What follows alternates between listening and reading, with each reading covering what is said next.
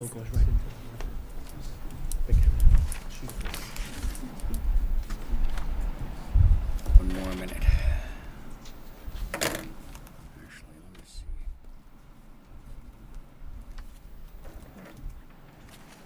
Yep, it's 7 o'clock.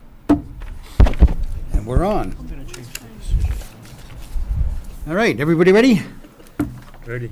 Good evening, all, and welcome to the Chelmsford Planning Board meeting of June 13th, 2018. As always, we're being televised by Chelmsford Telemedia, and I can tell because the microphone just went on. And we're, let's see. We're also taking minutes and recording it. So, without further ado, first item on the agenda is we have an applicant for associate membership, Hank Hool, and is he around? Is that you? I kind of look like it must be your brother or your father or something like that. Anyway, you want to get up and say a few words and tell us who you are and why you would like to do this above all other things? I'm not sure now, no. Good evening. My name's Henry Hool, and first of all, I want to thank you all for the opportunity of letting me come here and introduce myself and also be considered for an alternate member of the planning board. Most people, like you just called me, refer to me as Hank. I've been with the fire department for 29 years, and I know a lot of people through working with the town. I'm currently a shift captain on Unit 1 and a fire and explosive investigator for the town. I'm seeking the planning board alternate member seat for three reasons. But one, I want to learn and get a learning curve on what you guys do, because it's not as easy as it looks on TV. I know that. Yep. And I plan on retiring this July. And like I said, I've been with the town 29 years, so I want to stay involved with the community. Serve as best I can, give a little bit back to the community. And I'd like to see more, developments, which I'm not saying there isn't any, but like keep the character of our town going forward with all these new concepts coming in, especially Crossroads. So, well, with that being said, I'm just going to give you a little litany of who I am. Nothing great. I got my little notes because I'm old. I moved to Chelmsford in '68. I graduated Chelmsford High at 74. Vietnam era vet, served my country. Married to my wife, 42 years, wonderful woman, God bless her. I have two older sons. One's on the fire department. I served on the couple boards. I was on the fire department, DPW location study committee. I was also on the ambulance committee in '93. And I'm currently on board of directors for the Merrimack Valley Food Bank. So I do that. And, I have a company, H.A. Hool & Sons. It's a commercial property maintenance company. So I kind of get a gist of commercial projects. And I do, I run properties for owners that live outside this whole area, different states. So I kind of like the eyes and ears of the owners.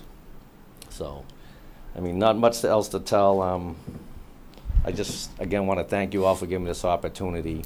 Yeah. And if you have any questions, just Well, shoot them out. Thank you very much for stepping forward. I see that we're already scheduled to have a joint meeting with the Board of Selectmen on June 25th. Anybody want to throw a question at Hank before we... All right. Well, Oh, great. Yeah, I've got Yeah. some questions. Sorry, I'm No, I That's like one of that. those nights, guys. we- I'm it's, sorry. it's a short night tonight. We got... It's one of those nights. Identity crisis? Did you check? I've No, I been didn't. reviewing design drawings all day. I didn't want one. So, I guess my first question is, do you have any experience reviewing design drawings? Not a lot. Okay. I can review site plans. It'll give me a little, I can digest that overnight or something. But if you just showed me something and there's a curveball in there, I'd have to digest it. I'm not just gonna say I know it and go All right. along with anybody. Do you have any experience, or what kind of experience do you have with developing and implementing regulations? I'm always on the other end of it. Like, we just did a parking lot in Burlington, and I'm used to going by the wishes of the town and their planning board, so I never had to petition the town planning board at all. The property owners or their lawyers would do that, and I would just follow whatever their guidelines are.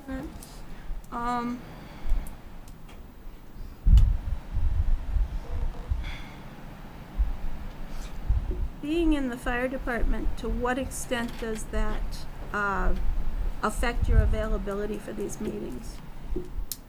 Well, like I said, I'm retiring next month, so I'll have plenty of time. Not an issue. Okay. Yeah, it's not an issue. But I did get a little concerned when I found out there's 2 meetings a month. I'm like, wow, this is more than that. That's not all. Yeah. Yeah. Yeah, that's not all there is. No, I know, you still get Not a by any site walks and means. everything else. I'm just saying, Yeah. Yeah, and there's a subcommittee and Yeah. committee representation and I've been a such. town meeting rep for over 12 years, so I know how, if Yeah. you do your job right, how time-consuming it can be, you know. But Okay, that's my question. Anyone else? No, I don't have any. Well, thanks a lot. We'll Thank see you on you. the 25th. can I hang around and Oh, watch you please guys? do. Soak it in. Learn. You know, I will make this note that not all towns have an associate member on the planning board. Matter of fact, most of them don't. I've talked to people from a couple of planning boards in other towns that are seriously considering or have considered adding an associate membership precisely because it's a great way to learn. You know, you're involved, but you do more watching, at least for that year, and then usually people move forward from that. And it's a great training ground. Okay, next one up. We have an informal administrative review on Cushing Place. Go get everybody. Yep. Ooh, they're zooming in on me. As soon as Katie gets it up, gets the computer up, we'll be in business. All right, and let me go get my team. Let's see this. Oh, Where's you know your what? team? It goes Oh, this good. side. Oh, okay. It goes this side. I did this last time. Here, you do this. Let me grab them.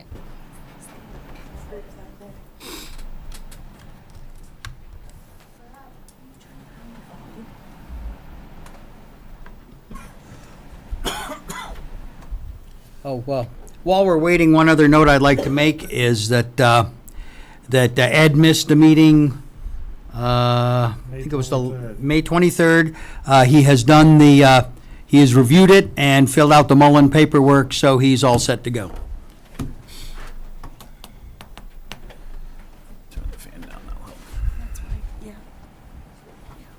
Great. Good evening, everyone. I'm Katie Enright with Howard Stein Hudson. We're here tonight with a new project at the Grist Mill. As you know, we started this process quite a long time ago, a couple years ago now, with a 54-unit building, apartment building. Then we were looking to value engineer the project, and we went to a 70-unit building, which we had approved. And we've been working again on making a project that is economically viable. So we're here tonight with a 32-unit condominium project. I'm going to let Adam Winstanley start to kind of give you a little bit of a history as to kind of how we got here and where we've been since we were here with the 70-unit project, and we'll talk more about the details of this plan. Okay.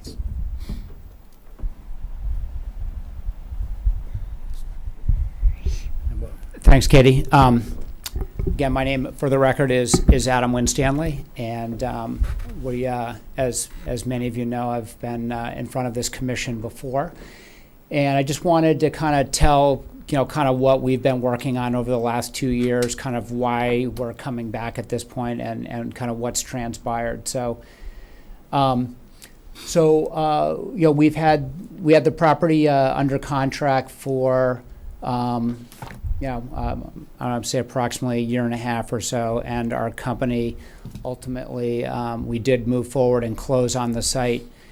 And working over the past year, the short story is that we were unable to make the economics of our project for the 70-unit rental community apartments, if you will. And what's, there's a couple of things that have kind of happened in this region that have impacted the economics of the project. So right now, our economy, as everybody knows, we're at full employment right now. Construction costs are rising at 5% per year, so it's very tough on the construction side right now. Secondly, Chelmsford has a lot of units, rental units, that are coming online under the 40B scenario. A lot of units coming online at the same time. In this region right now, in general, developers are building a lot of rental housing units right now, and it's not an anomaly to just this community, but in Boxborough and other communities. If you roll all the way into Boston, institutional capital loves rental apartments, and so that sector is kind of being overbuilt right now. And so that's creating some downward pressure on rents. So the combination of a lot of new units coming online in Chelmsford, downward pressure on rents, and rising construction costs, our costs were at a point where we were unable to make those economics work. We explored potentially selling the project to a larger REIT that maybe could absorb, with all, we thought that maybe if a larger kind of balance sheet type REIT would come in, they might be able to have better buying power, or they might accept a return that maybe was different than the return that we needed to drive a project. Ultimately, we were not successful in finding a buyer for the project as well. So after spending many years on this project and investing hundreds of thousands of dollars and now into the millions, we still believe that this is a great project for this community and this region and the town. And we started to look at different ideas, one notable difference, and I have had a close friendship over the years with Eric Cates and his partner Jay Finnegan, who have been very active condominium developers. For whatever reason, I can't really kind of explain it, but going back, in our economy, there's been years where sometimes there's been a lot of condominiums being built, and the other way around. For whatever reason, right now there's very few condominium projects that get off the ground in any community, and they're typically tend to be harder to finance. But right now, condominiums are in high demand in downtowns and a lot of communities because there is still a lot of people that want to own units. They want to sell the larger house, and they want to end up with 1,500 square feet and something that they own. And so Eric and I have talked about this project, and after continuing to explore different ways to get this off the ground, we decided to abandon the efforts on the rental community, and our company has joined forces in a partnership with Cates Development, where we're going to bring our land to the table. And Eric and his company and Jay, I have personally, obviously I've known Eric for over 25 years, but I've personally seen a number of his projects. I went up and visited one of his projects in Portsmouth, and I was amazed at how good the quality is, and I felt like that this would be worthy of a special partnership. So ultimately, that's kind of like the long journey that we have gone on in this project, and today we're here to really kind of introduce. Katie's going to be, the project is smaller than what I proposed before. There's more green space than what we had last time. And what I'm really hoping for this time around, our original project, it took us over 2 years to permit the project. We're hoping that this time around that we can get this new project permitted faster, so we can take advantage of the good economic times now, get this project started as soon as possible. And I'm sure Evan has shared with the board here, we do have some potential state funds that have been kind of sidelined that could be helpful for getting this project off the ground. And so I think that's still a possibility as well. But at the end of the day, I still think that this is a great project for the downtown. It would be nice to have 32 condominium units. It will create great economic value. It's certainly, nicer than what's there today. And I think anytime a community can get more residents into the downtown, it creates vibrancy. It creates, vibrancy at the street, and it creates a better overall environment. So I do believe that residential is a good choice. I think condominiums are, as good, if not a better choice than the path that I was on before. It's unfortunate that we couldn't get our project off the ground, and I can honestly say it's not for a lack of effort. And we're a group that's highly skilled at development projects. We have a wide range of different types of projects in the region that are, as complex or more complex than this project. But I do think that this will be a great project, and I'm hoping that we can get the board's support for this new version. Thank you. Thank you. All right. And I'm sure most of you who've been in Chelmsford for quite some time know the name Jay Finnegan and Eric Cates. I know that one of my first projects 20 years ago was the Villages at Meadowood.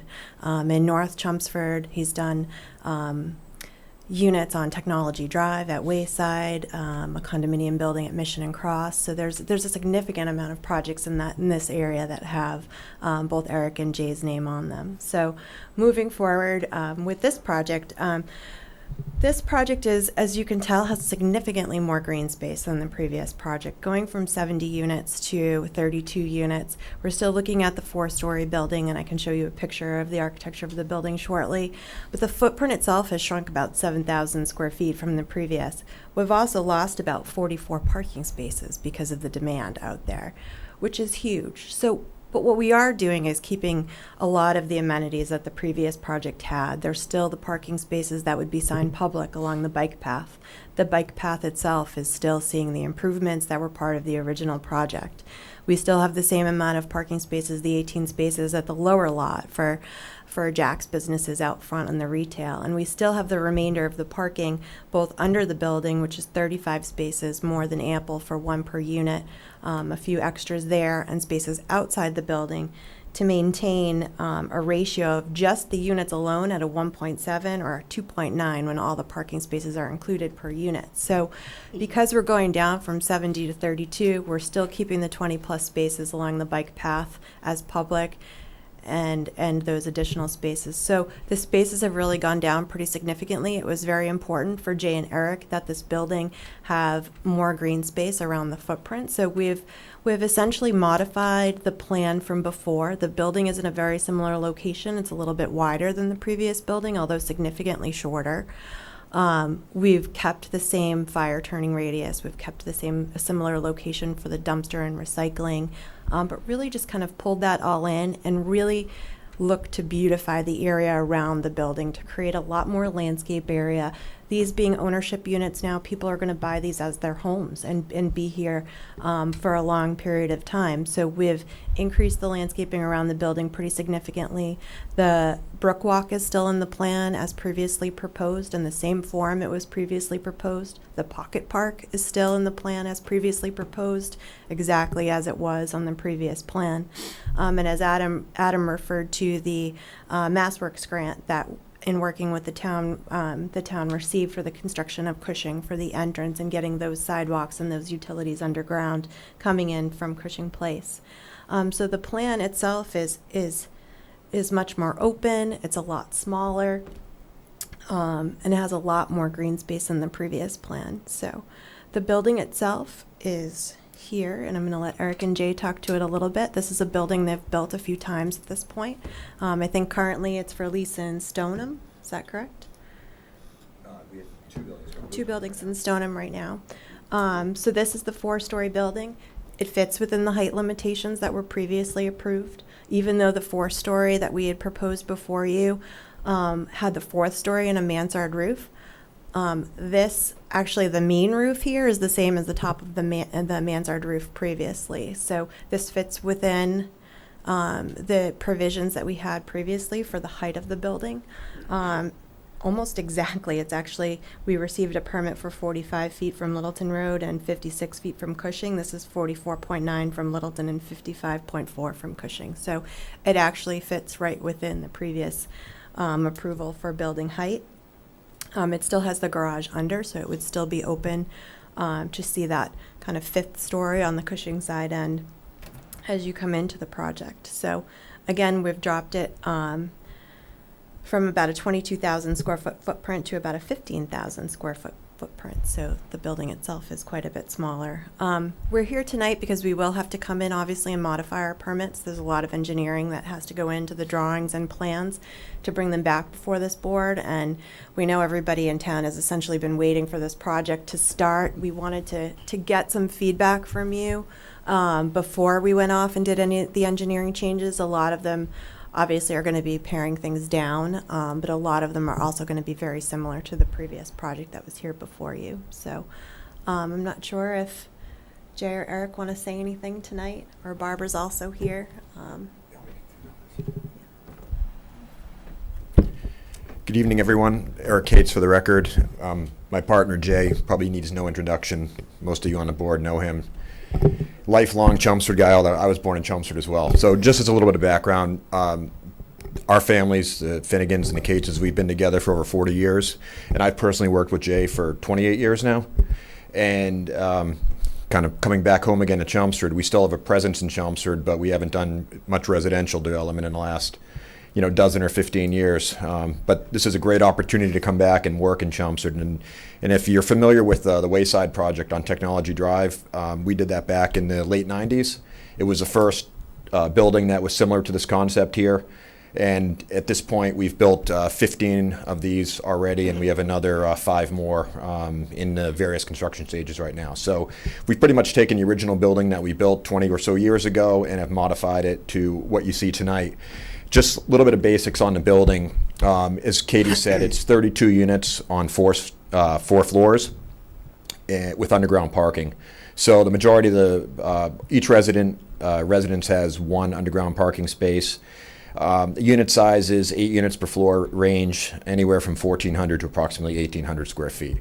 The key here is Jay and I don't do rentals. We do for sale communities, and what you find in for sale communities is people are invested in the community, and therefore we take great pride in the appearance of the building, the landscaping and things like that, and there's a great opportunity to take the site that's literally right in the center of Chelmsford and redevelop it into something that can really improve that area and then lead to future redevelopment and things of that nature.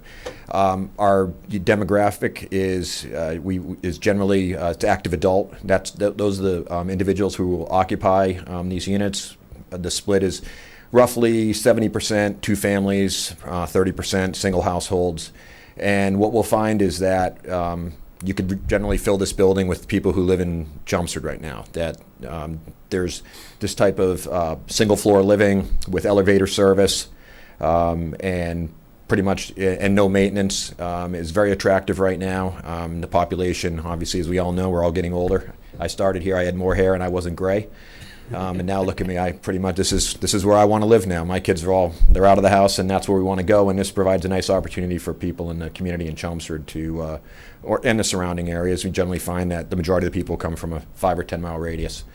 If you have any questions specifically about the buildings or so, I'd be happy to answer them. Otherwise, probably turn it back to Katie.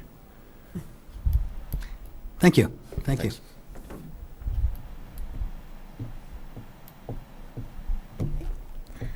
That is our presentation, so we'd certainly like to hear any feedback that you have before we go away tonight and determine what the next steps are. In that case, why don't we go around and everybody gets a chance to lob an opinion into the middle of this. Don?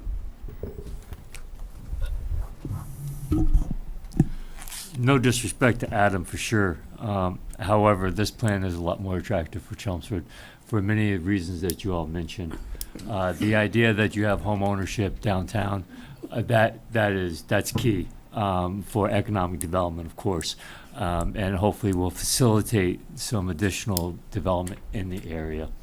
The demographics, the transition, this is something that's going to be a stumbling block for Chelmsford going forward, is the idea that a lot of our more senior residents have no place to go in Chelmsford, and aren't willing to give up their single-family homes. This could be a very attractive project for them.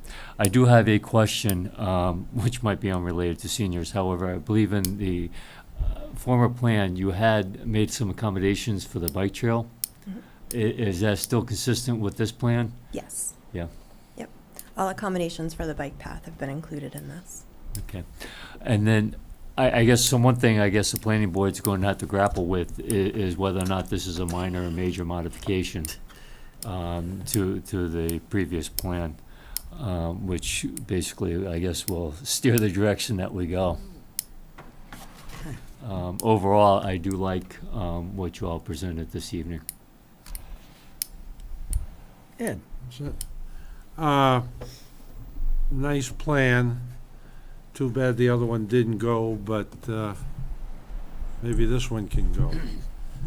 Question on demographic. Are you thinking about making this a 55 plus, like a lot of your other units in Chelmsford?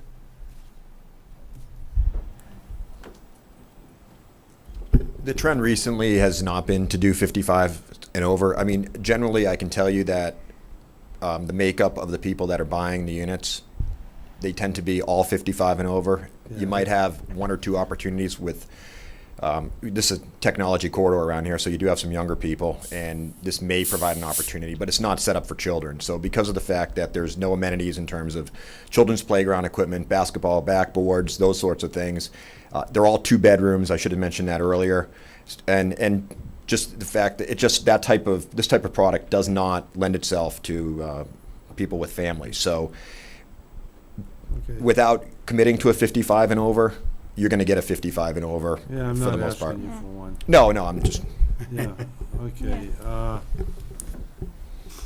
Yeah, Dawn brought up the minor major.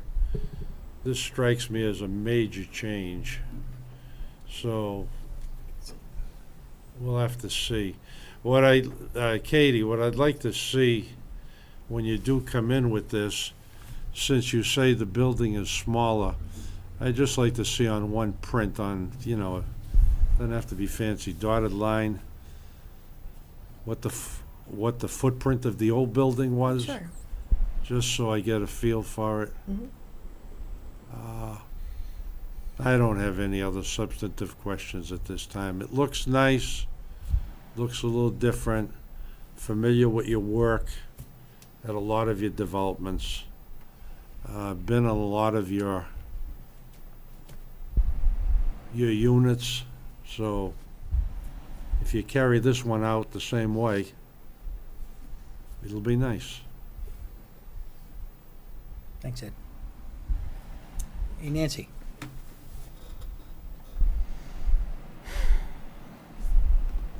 All right. So, I think that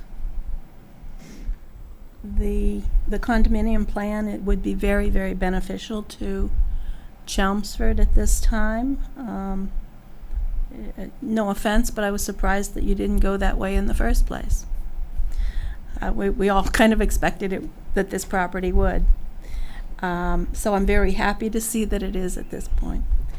A couple of the things that we had particular concerns about in the initial plans were traffic flow Mhm. and compatibility of the architecture with the center. Mhm.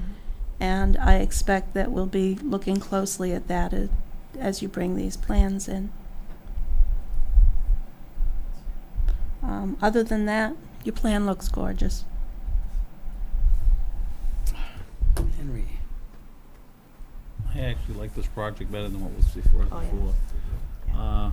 We still got the gorilla in the corner, though. We gotta talk about the affordable housing thing eventually. Yeah. It's the third time around, and I don't know how people are gonna deal with condos or apartments. But, I do like the project better than what we had before. I have to agree with the rest of the board. I'm excited for this, the change, and I also have seen their work, and they definitely do quality work, so I'm looking forward to seeing their plans. Okay.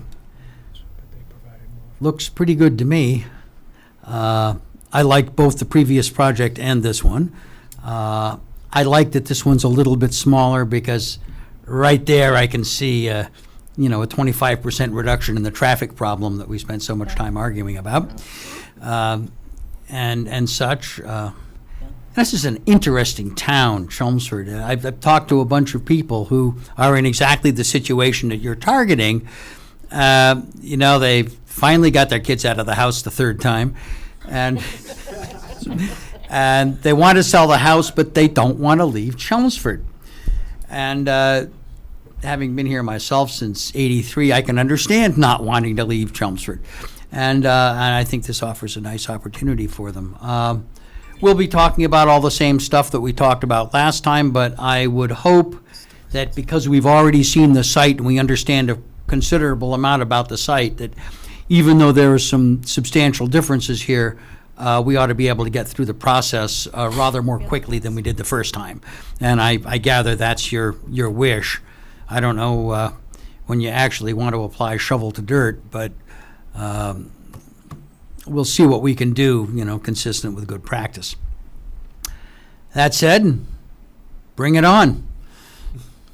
Okay. Do we want to talk about anything else, or are we good? Good? All right. Very good. Thank you all very much for Thanks, your time. Katie. Thank you. Good night, guys. Thank you.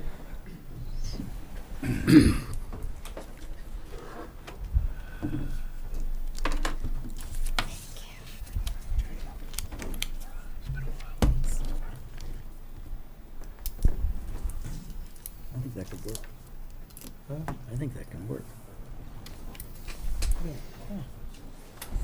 Alternative is 18 individual condos in a semicircle. No thanks. Right. I'm with you, Ed. Okay. Now, the next order of business is continued public hearing for 27 Katrina Road. Now, before we get going with this, I want to point out that we have one member who, at the last minute today, couldn't make it, and we have one member who's ineligible. That means we have 5 voting members. 6. And it means one person could upset the apple cart. So I want to give the proponent an opportunity to postpone if they want. If not, we'll go forward. Okay, in that case, I just wanted to make sure that you understood Yeah, the situation. So to clarify, that means that the decision Yeah. needs to be Unanimous. unanimous 5-0 decision. Yeah. Okay. Mike, if I just interject Yes. for 1 second, if we are going to march forward, I just want to bring to the board's attention that I did file a 23B3 this afternoon with the town clerk. Okay, it's fine. I'm satisfied. All right. That being the case, you're up. Good evening, I'm Jack McQuilkin, registered engineer for JM Associates, and I brought with me some revised plans that I'd like to pass out. Okay. By the way, we don't have anything in the file to read, do we? No, I Nothing? have them all on here, and he was gonna Okay, bring the. good. Fine. Wanted to make Are sure. those different than this morning? No.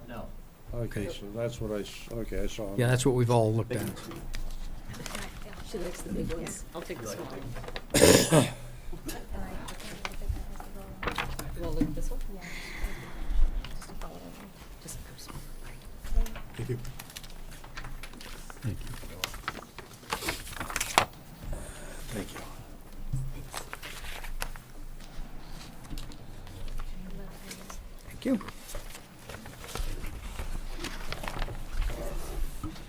Thank you.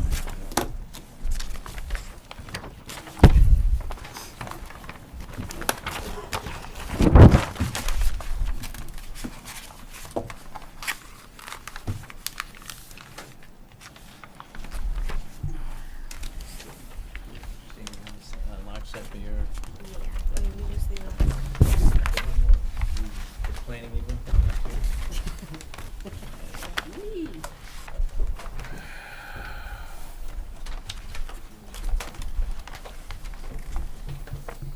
That set of plans incorporates mainly changes that the town engineer requested, and I could point those out. Yep. Can you go to, Colleen, go to sheet 3?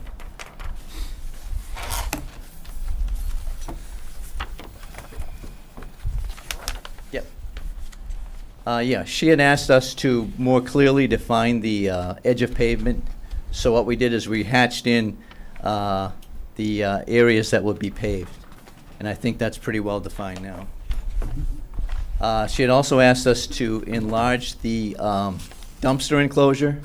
We had a 10 by 10, and we, at her request, changed that to a 12 by 20. That's in the upper left-hand corner. Also, can you go to the detail sheet 5?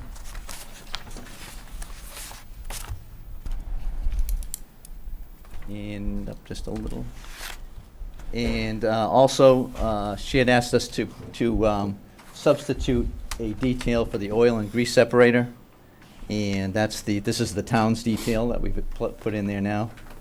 And she also asked us to put a note on the swale, the grass line swale, that we would be using some erosion control matting and seed to help the grass growth in the swale. And then I think the only other change was, if you can go back to sheet 3.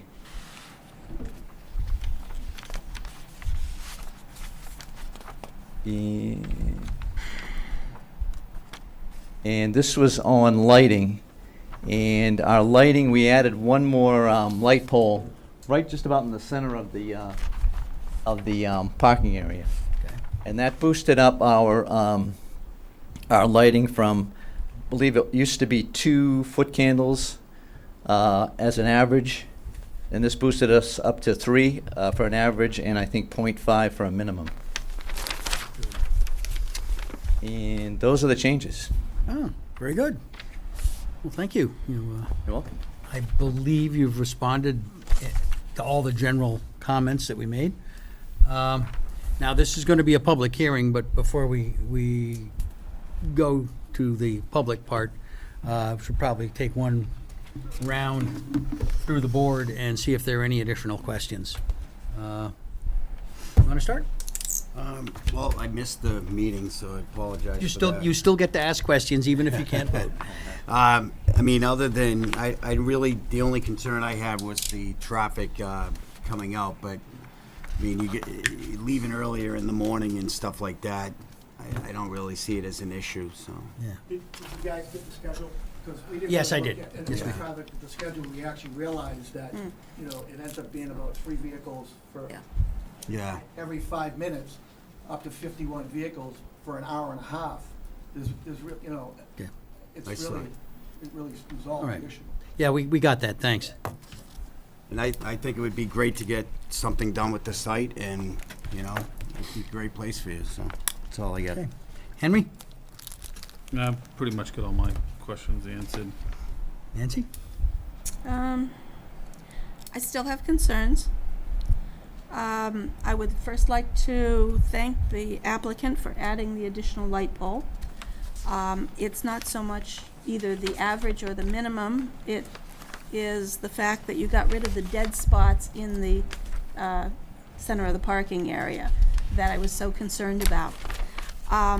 However, because I do consider employee safety to be a critical part of a plan, I still want to see the lighting plan incorporated into the plan that we're approving. So it was distributed this morning to us. It was noted on the photometric that it was not for construction purposes. So I'm concerned that it gets incorporated for construction purposes. Yeah, we So can, that- we so can that take could care be of a that with the condition. contingency. We'll be approval. happy to do it as added as one of the It's contingencies. listed in the submissions, so it's All right. part of Good. your decision. It's still, because the drawing specifically says that it's not for construction, it needs to be specifically listed as a contingent that it has to Yeah, be we can, followed. that could certainly be made And that one of the gets my vote. conditions very easily. Yep. Thank Okay, you. that's it. Ed? Yeah, just to follow on to Nancy, we want the lighting is specified in that. Chased it down, it's 4,000 Kelvin, so Yep. I guess we're agreeable to that for lighting. Yeah. We'd like it softer, but your guy did it at 4,000. I chased it all the way back to the manufacturer. So, So the drawing locks it to a specific models, yeah, and if you scroll, they provide the adequacy of both the luminance and the light values. you scroll down, no, go to the lighting plan, It's not Colleen. here. Yeah, It is. right. Oh, it is? It is. Oh, There it is. scroll down, there's the lighting, there's the, So it it's- specifies the lights. Oops, sorry. Specified over here, Yes, yep. very specific models, and those models do trace to acceptable standards. Yeah. Yeah. I'll buy into that. I made my comments to Evan on the decision as to conditions. I've added assuming that it's a positive decision. I'll leave it at that right now. Okay. Don? Nothing at this time. Okay, now this is a continuation of a public hearing, and we're prepared to take comments from anybody in the public. Would anybody like to say anything on the matter? Please step up, identify yourself for the record, and tell us what you know. Thank you. My name is Ken Marion, and I live on Glen Ave, down at the end in the townhouses down there. Yeah. And I have firsthand experience on the traffic. You talk about the people leaving, that there's not much traffic at that time of the day. But they have to come back. And when they come back, you're going to be dealing with the traffic that's come out of Market, Market Basket, Stop and Shop, and you're going to be very heavy on Chelmsford Street coming east. Very heavy traffic when they come back. I'm concerned about it because I'm in and out of there all day long. My wife works, she has to be out of there. And the traffic as it is right now is very, very heavy. And if it was in your community next to your house, I think you wouldn't like it. And also, I would like to say, I'm not putting words in your mouth or anything, but I just say, it's my neighborhood, and I can see what's going on. And this would actually hurt us. The admissions in the morning, I used to drive buses. The admissions in the morning, when it's nice and still, is bad. The wind blows it, everybody can smell it. Emissions is very strong on buses, it's diesel. And for you guys not to think we're going to smell that, we are going to smell it. I'm sure there's other people that want to say a few words, so I'll cut it short. Okay. Thank you. Well, thank you. Thank you very much for your comments. You're welcome. Anybody else?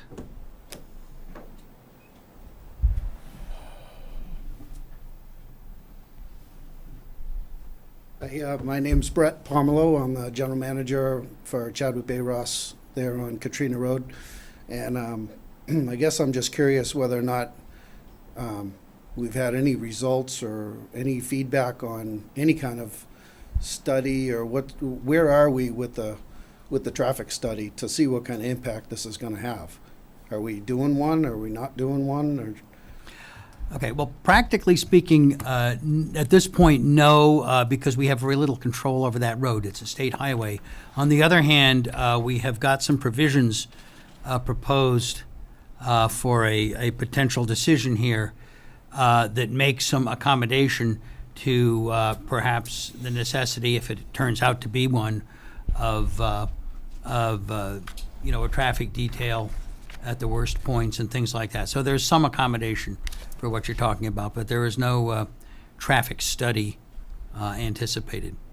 I mean, we're talking about 69 buses plus other assorted vehicles from that lot, probably going to be going in and out of there 4 times a day, you know, 4 trips, morning in and out, afternoon in and out, plus anything else that they end up having to take care of, half-day stuff. I know that it may not be all at once, but there'll definitely be groups. And, you know, I know that the residents down there are going to be affected. We're certainly going to be affected. And I don't like the fact that we're just going to see what happens. It's kind of hard to, you know, make a decision without having professional opinions and know what's going to happen with this, what the long-term effect is going to be. So I don't want to be a bad neighbor. We have legitimate concerns, I think, and the neighbors would have legitimate concerns with the amount of extra traffic. That traffic is already, it's already bad. That road, both roads are already, you know, taxed pretty seriously with traffic. And to add 250 to 300 trips a day that's a lot. So how do we know what it's going to do? We're just going to see what happens. I mean, well, Evan, we put some in the proposed, the draft, if you will, for what we might decide. There are some provisions in there to cover what we think we can cover. I don't know. Can you run down what those are? Specifically in relation to traffic. You want to do that now or part of a review? Well, why don't we do that as part of the review then? And we'll speak to some of that. Okay. As best we can, pointing out that it is a state road and we have amazingly little control over it. Oh, I understand. Which is part of the problem. I've seen everybody's been there. Everybody's been there. Everybody's been there. I mean, not the first time we've seen it. When we go home in the afternoon, we'll sit at that light, and sometimes we don't make the light. Yeah. There might be 4 or 5 cars there, you don't make the light. Yeah. Well, now if you've got buses lined up, whether they're going out or coming in, how many light cycles we're going to have to sit through? And I can tell you that Stop and Shop is already frustrated with the amount of traffic that goes through their parking lot. And if this makes it worse, they'll wind up shutting it off. they'll shut it off, and it's just. Okay. Got it. Okay. Well, we'll when we get to our discussion, we'll cover some of those. Okay. Some of those Thank you. topics. Thank you. Do I have anybody else? Yeah.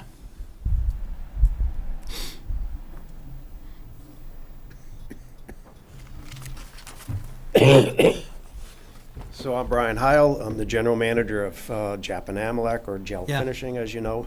I have the same concerns of everybody else about the traffic. Right now, if you leave at 4 o'clock to go home, you're sitting in traffic trying to combat with the cars coming out of Market Basket. Sometimes 2 or 3 light cycles. Oftentimes, I come back in the morning and chastise some of my employees for cutting through the Stop and Shop, telling them they're not supposed to do that. And I'm concerned when you have 2 or 3 buses at that light, that's what people are going to do, because it's the easiest route to make the turn. I know the route you mean. The other thing tonight, I was on my way to a meeting over in Billerica. Kilnbrook Road has a parking area for buses there. 4 or 5 buses making the left into off of Chelmsford Road. I think it's Chelmsford Road or Street. Same thing. All backed up because the buses couldn't make the left. Cars can't get around them on the right. It's going to be a nightmare. Thanks. Anybody else wish to speak? One more, okay. Marion, Yep. and I'm a resident of Glen Avenue, Mhm. and I'm very concerned about the traffic jam that it's just gonna be a nightmare. I leave the house every morning at 7 o'clock to go to work, 7, okay. and I'm gonna be afraid I'm gonna be stuck behind a half dozen buses. That means I'm gonna have to leave even earlier, and I really don't wanna have to deal with that. I mean, I'm a homeowner, I'm a taxpayer, and it's just really not fair of where they're gonna put this bus company. I just don't think it's right. And again, I have to go to work, I leave the house at 7, come down Glen Avenue, and I'm not gonna be stuck behind all these buses and having to worry about it every morning.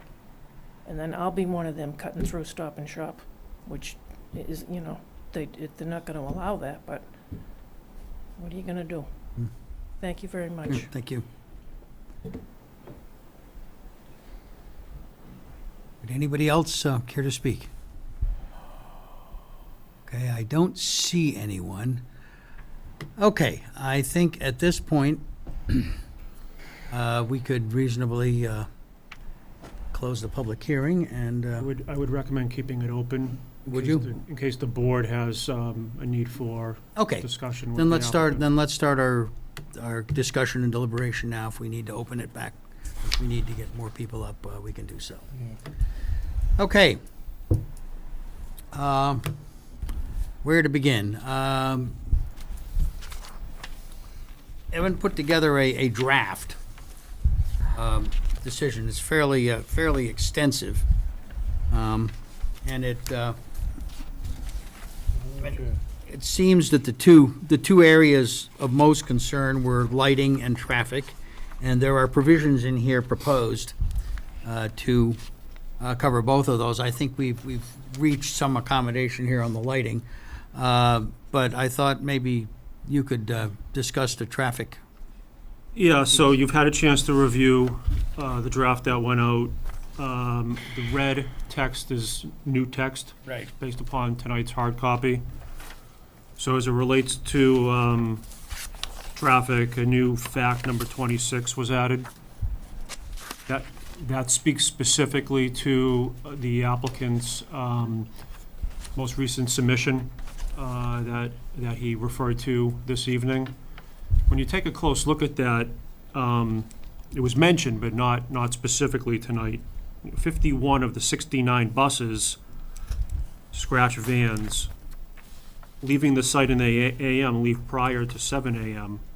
And 51 of the of the 51, 33 leave before 6:30 a.m. Okay, so that's So that's a fact. I mean, that's based upon testimony, written testimony that the applicant. Right. And he submitted that based upon his logs, when the buses need to leave, based upon when they need to be at the first stop. Under page 4G, the red text there are revisions that were submitted by Ed,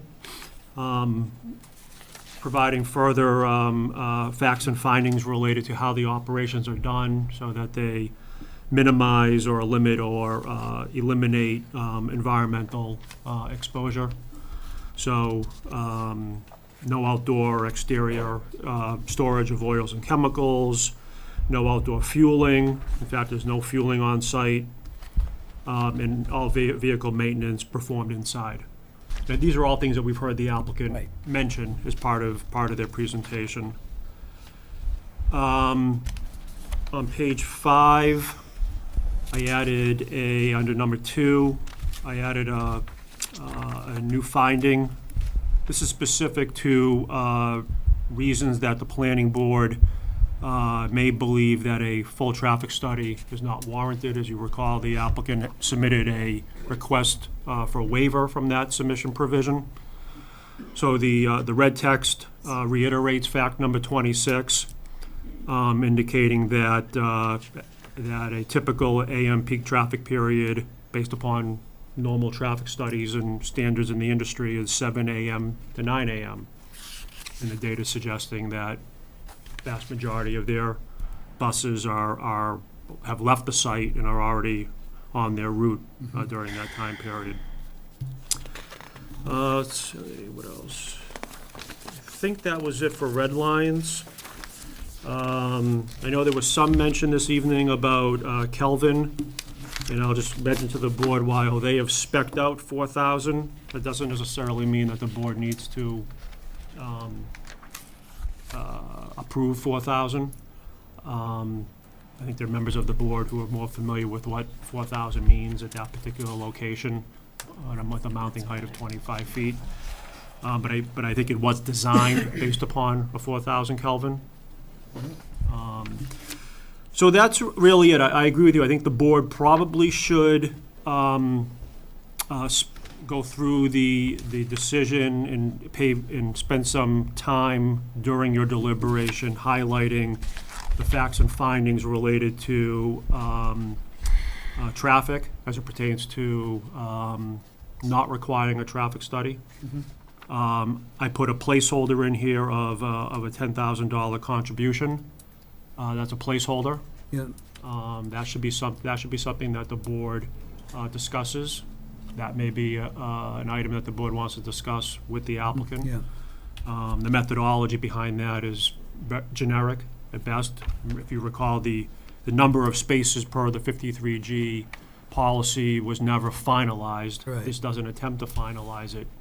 But it would be true that even if you counted every single space, the 10,000 actually exceeds the 53G. Yeah, so there's different ways of looking at it. There's different ways of looking at it. Another way of looking at it is that number, as indicated as a finding, is being used to partially justify the waiver of a traffic study. Right. So that number needs to capabilities. just be looked at. Yep. Very good. Okay. Well, why don't we go around and do some deliberating? Who'd like to start? I'll start. Usually when it's quiet, I'll always start.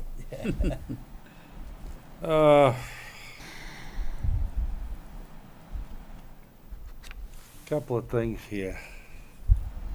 I know this came in as an outdoor contractor's yard because motor vehicle repair is not allowed in IA. I think it's a stretch, but I can understand it for what it's trying to get to try and remediate the site. If it wasn't for the site remediation, I'd be a no on this vote. Site remediation is about the only thing that's pushing me to say yes. The rest of it pushes me to say no. Trying to explain my reasoning to everybody. Basically, there's a lot of issues. The pollution plume is just continuing to move towards the inhabited sections of that area. And this is a chance we have to remediate it. I don't like the traffic. I think Mr. McCarthy's going to be paying for a traffic cop, maybe 2 traffic cops. One at each light up there on 110. That's what I think's going to happen eventually. And then if it gets bad enough, then Mr. McCarthy may have other thoughts about having 69 buses there. I look at the positives. Okay. There's probably very little bus traffic on Saturday or Sunday, other than maybe some charters that he's doing and the UMass buses going in and out. So there's very little there. There's very little during the summer. Very little on big holiday weekends. So there's a lot of I'll call it downtime when pardon me for using your name, but Mr. McCarthy, NRT, whatever, NRT or Mr. McCarthy's company, they're not gonna be operating, so they're not gonna be on the road. There's lots of days they're not gonna be on the road. So that tells me, okay, the people on Glen Avenue aren't gonna be disturbed on those days. I spent some more time in Demulis's parking lot. God, I hate to think of how much I've spent there, but I spent a little bit of extra time. And there are times of the day that it seems to get kind of quiet, and it's some of the times that you're going in and I point to you, Mr. McCarthy. Yeah, I'm sorry. I'm sorry. That you've told us that there'll be buses going in, so the way I look at it is there's gonna be maybe one peak time of the day, much that's pretty bad. And I'll editorialize a little bit. I live along a street that feeds into North Road between 3 and 495. And there are very bad times in the morning that it's very difficult for me to get out, and there are bad times around supper time that it's difficult for me to get out. But I've been there, well, longer than I care to think. And I've sort of gotten used to it, and you acclimate yourself. And what I would ask is that if this is a positive decision, that Mr. McCarthy instruct his drivers to be extra courteous to the people who are on Glen Avenue, that if they have to cut into traffic, if somebody wants to get in line, that the buses aren't bumper to bumper and not letting them get in line. Let them get in line. Give them a break.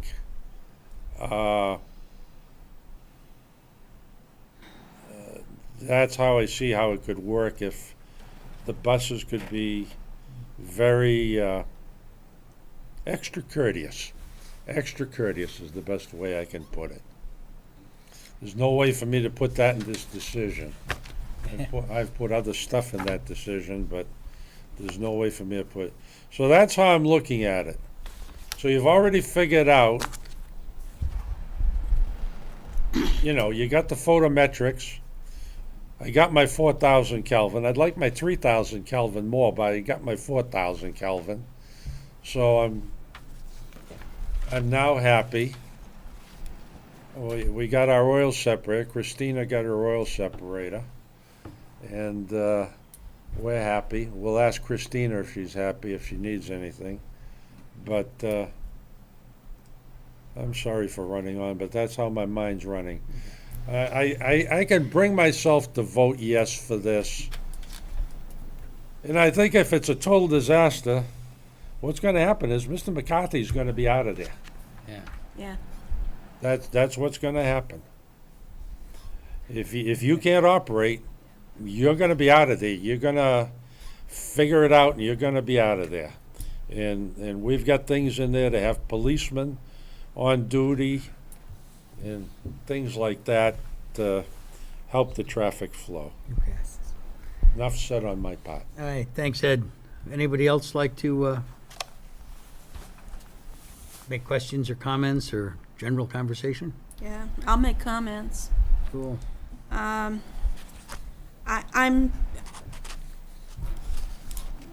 I appreciate the edits that you put into this once it was circulated, but I'm concerned about the specific ones that address traffic on page 3, item 26, and on page 5, the red line in terms of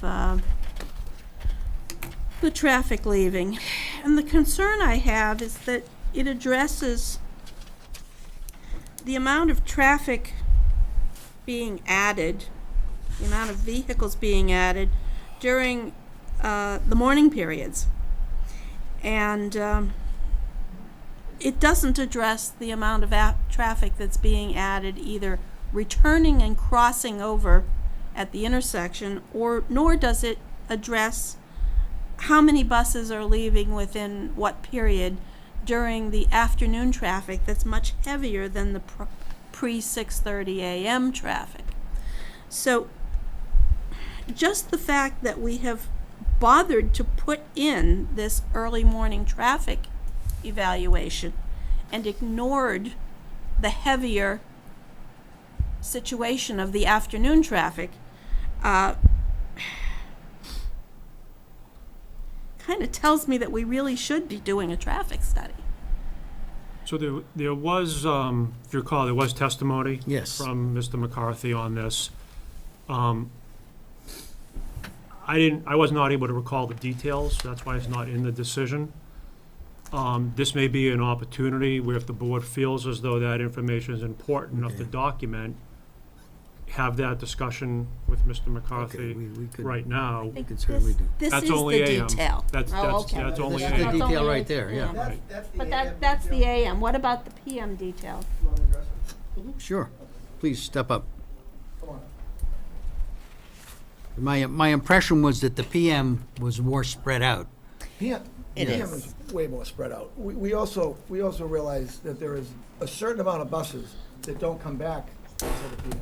So I'll let Christine explain. By the way, this is Christine Velcor. She's the vice president of Tromby Motor Coach, which is another company that I own in a residential area. So. Hi, folks. So John asked me to put together this schedule of the buses leaving, and I chose to do the morning schedule because it's the heaviest concentration. It's the time of the day when we have the most buses that are entering or exiting the yard within the most concentrated period of time.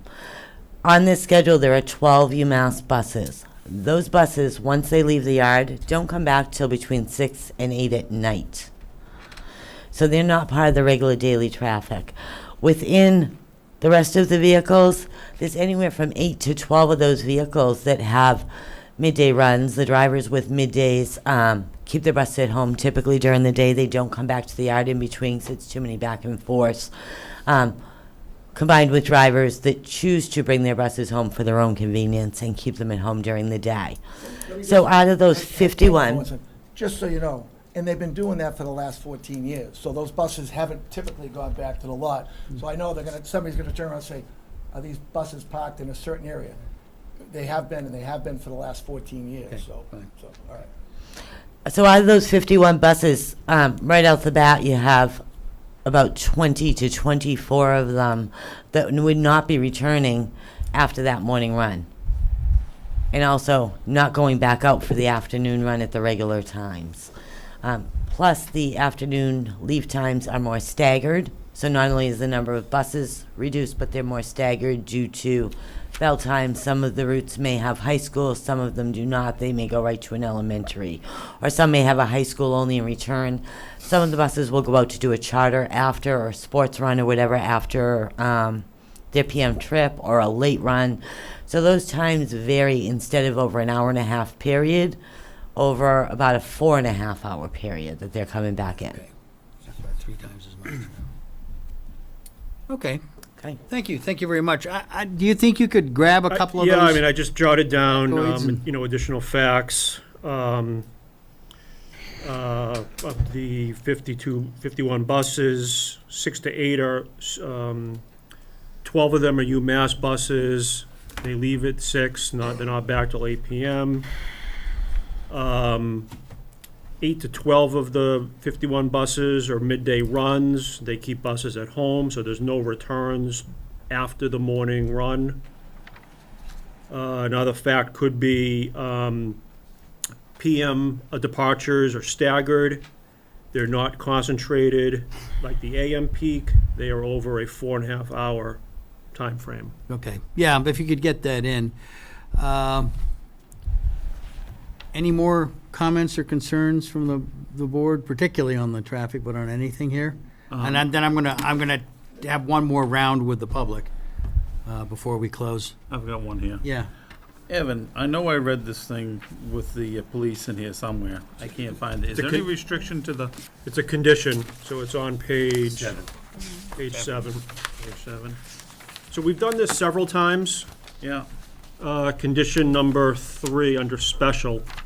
I think we've done it with Skip's redevelopment, and I believe one other project. So this, which one? John Dark. It may have been John Dark. Yeah, we did So it with John Dark.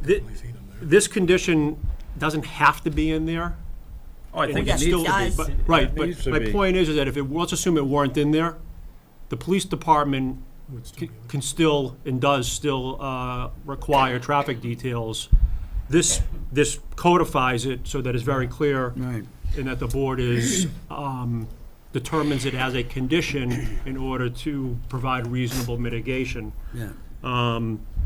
It can also be at the applicant's expense, and it may be a combination of the two. Okay, good. And there's no limit of just one policeman or anything else on this. They can do as Ed and Bay say, Police he may de- have to have two. The or- police department can dictate based upon public safety. I understand. Not right I now. understand. That's, But we will, this is. Yep. that was the one that opened my mouth up and said, you know, we have to have something. Yeah. Yeah, and that's, I mean, that's a pretty, it's a pretty reasonable condition. Yeah. I think it's one that the board is likely heavily relying on, based upon the specific circumstances. Got a question for Evan Yeah, go ahead. on this one. This is wordsmithing, should there be I know a police department is in charge of it, but should we have something in there about at the planning board's request with the concurrence of the Chelmsford Police Department? No, we don't even want to be No. part of the. You don't want to Don't be, get into that. you don't want to be part of the process? That's what the police are well set up to do. Okay. Yeah. Okay. I mean, I just know that there's tons of issues over there, and the state's Yeah. never gonna do anything. This might get something. Not necessarily. I've got a letter into it, so. Good luck. Good luck. Just knowing the state of Mass, just hold your breath. Good luck. Believe it or not, it was actually read, and there, we've got a reply coming. So. Oh, okay. Stop lying. Congratulations. All right, Gotcha. Thank All right, you. so that's at least some progress. Okay. It's, this project is one of those ones that, if it wasn't for cleaning up the waste that's down there, it would be a real hard one to swallow. Yeah. But it is what it is. I think at this point, my feeling on it is that the buses are scattered enough that it's not going to bring traffic to a screeching halt. It's going to be an annoyance, but it's not going to totally gridlock the traffic down there. But I think that the site is going to be enough of a problem to the applicant that I wouldn't be surprised to see it environmentally cleaned up and then turned over for another use. And right wouldn't now, I don't necessarily think be so that's a bad. bad thing. Okay. Well, So, Yeah, and just to put the kind of the full conversation into context, the special permit approval criteria, Yeah. which is on top of page 6, right out of the bylaw, Yeah. it refers to the board's determination, and it's not substantially more or less detrimental for special permits. It's that the adverse effects of the proposed use will not outweigh its beneficial Right. impacts to the town right. or Exactly. the neighborhood. Yeah. That's, yeah. So as the board knows, Yeah. many of the projects that you choose to approve have impacts. Your job is to minimize and mitigate within reason. Yeah, exactly. And thank you for reading that particular piece, because that's key here, that particular piece of our. Okay, anybody else on the board have a comment before I turn it for one last round?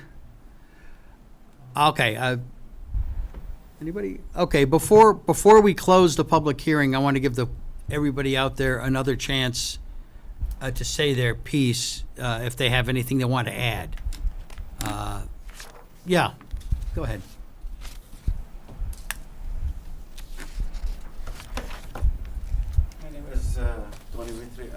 gas station at the corner of Glen Ave I and know what Chelmsford that is, Street.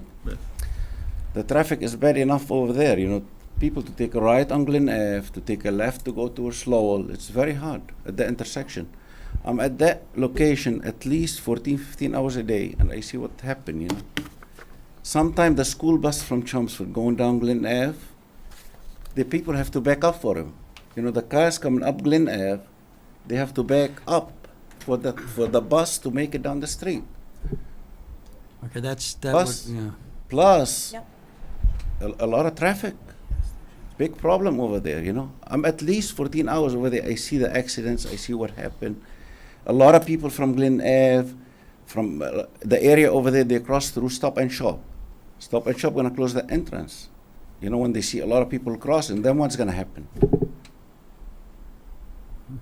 See, the people from my place having a hard time getting out, coming in, you know. Yeah. People having a hard time turning.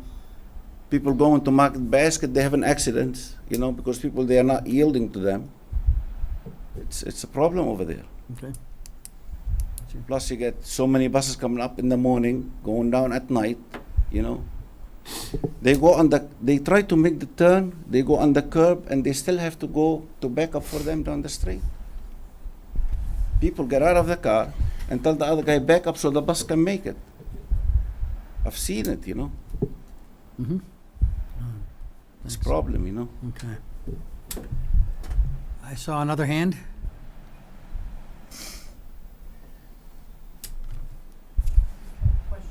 Yeah. How would you all feel if you had a bus company right outside of your house?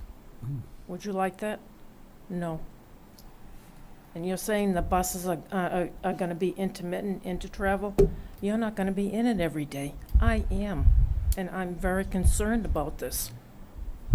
I'm very concerned about the traffic, the environment, everything, and you people are just going, oh, well, you haven't even done a traffic study, you've done nothing. And it's just not fair.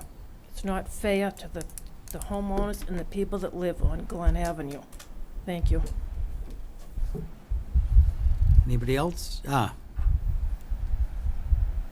one more comment. Two of the board members I heard said that if it weren't for the fact that you were going to get the site cleaned up, that you wouldn't be on board. This isn't the only way to get that done. It was the proposal that the town chose to go with, then that has to be approved by the state. But that was, you chose that proposal, that wasn't the only way it was gonna get done. There were other options, so just. Good point. That was the only viable option. The other the town options felt, were okay. not viable. One that Mass Development approved. Yeah. Well, we didn't, that's not something that the planning board was party to. Maybe we would have been nice to, but we aren't. That's the only one that the state is currently committing money towards. Right, exactly. That's where the money comes from. And there's a limited time. Yeah, please come up. State your name. We have, yeah. My name is Ken and Marion, and I'm on Glen Ave again. There's Kohl's down the street too.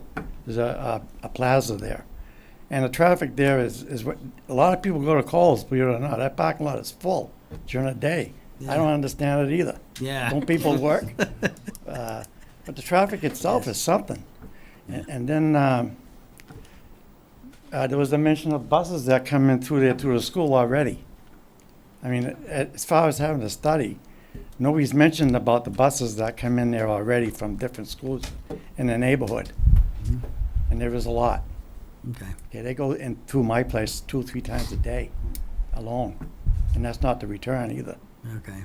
And for someone to say that buses, a percentage of buses only go out and stay at home and all that, I didn't see a study on that also. This is the first time I've been told about this, and I live in this neighborhood. This guy over there told me all about it. I didn't know. My neighbors don't know about it. Nobody knows about it. And I'm concerned that you're not spreading the word out. Well, nobody knows. All right, thank you. Thank you. Thank you very much. One more round. One more, anybody? So before you close, if the only other item remaining item that the board just needs to resolve is the contribution. And you need, if you close, you need to figure out whether you want to have a discussion with the applicant before you close. Nancy's also going And I have a question. Yes, go ahead, Nan. Actually, I have a question for the applicant.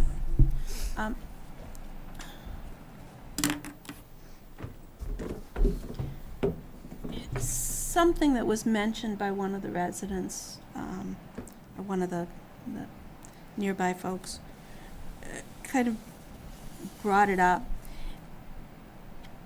Mr. McCarthy, that intersection is a high accident-prone intersection, just because of the nature of the design of it and the amount of traffic going through.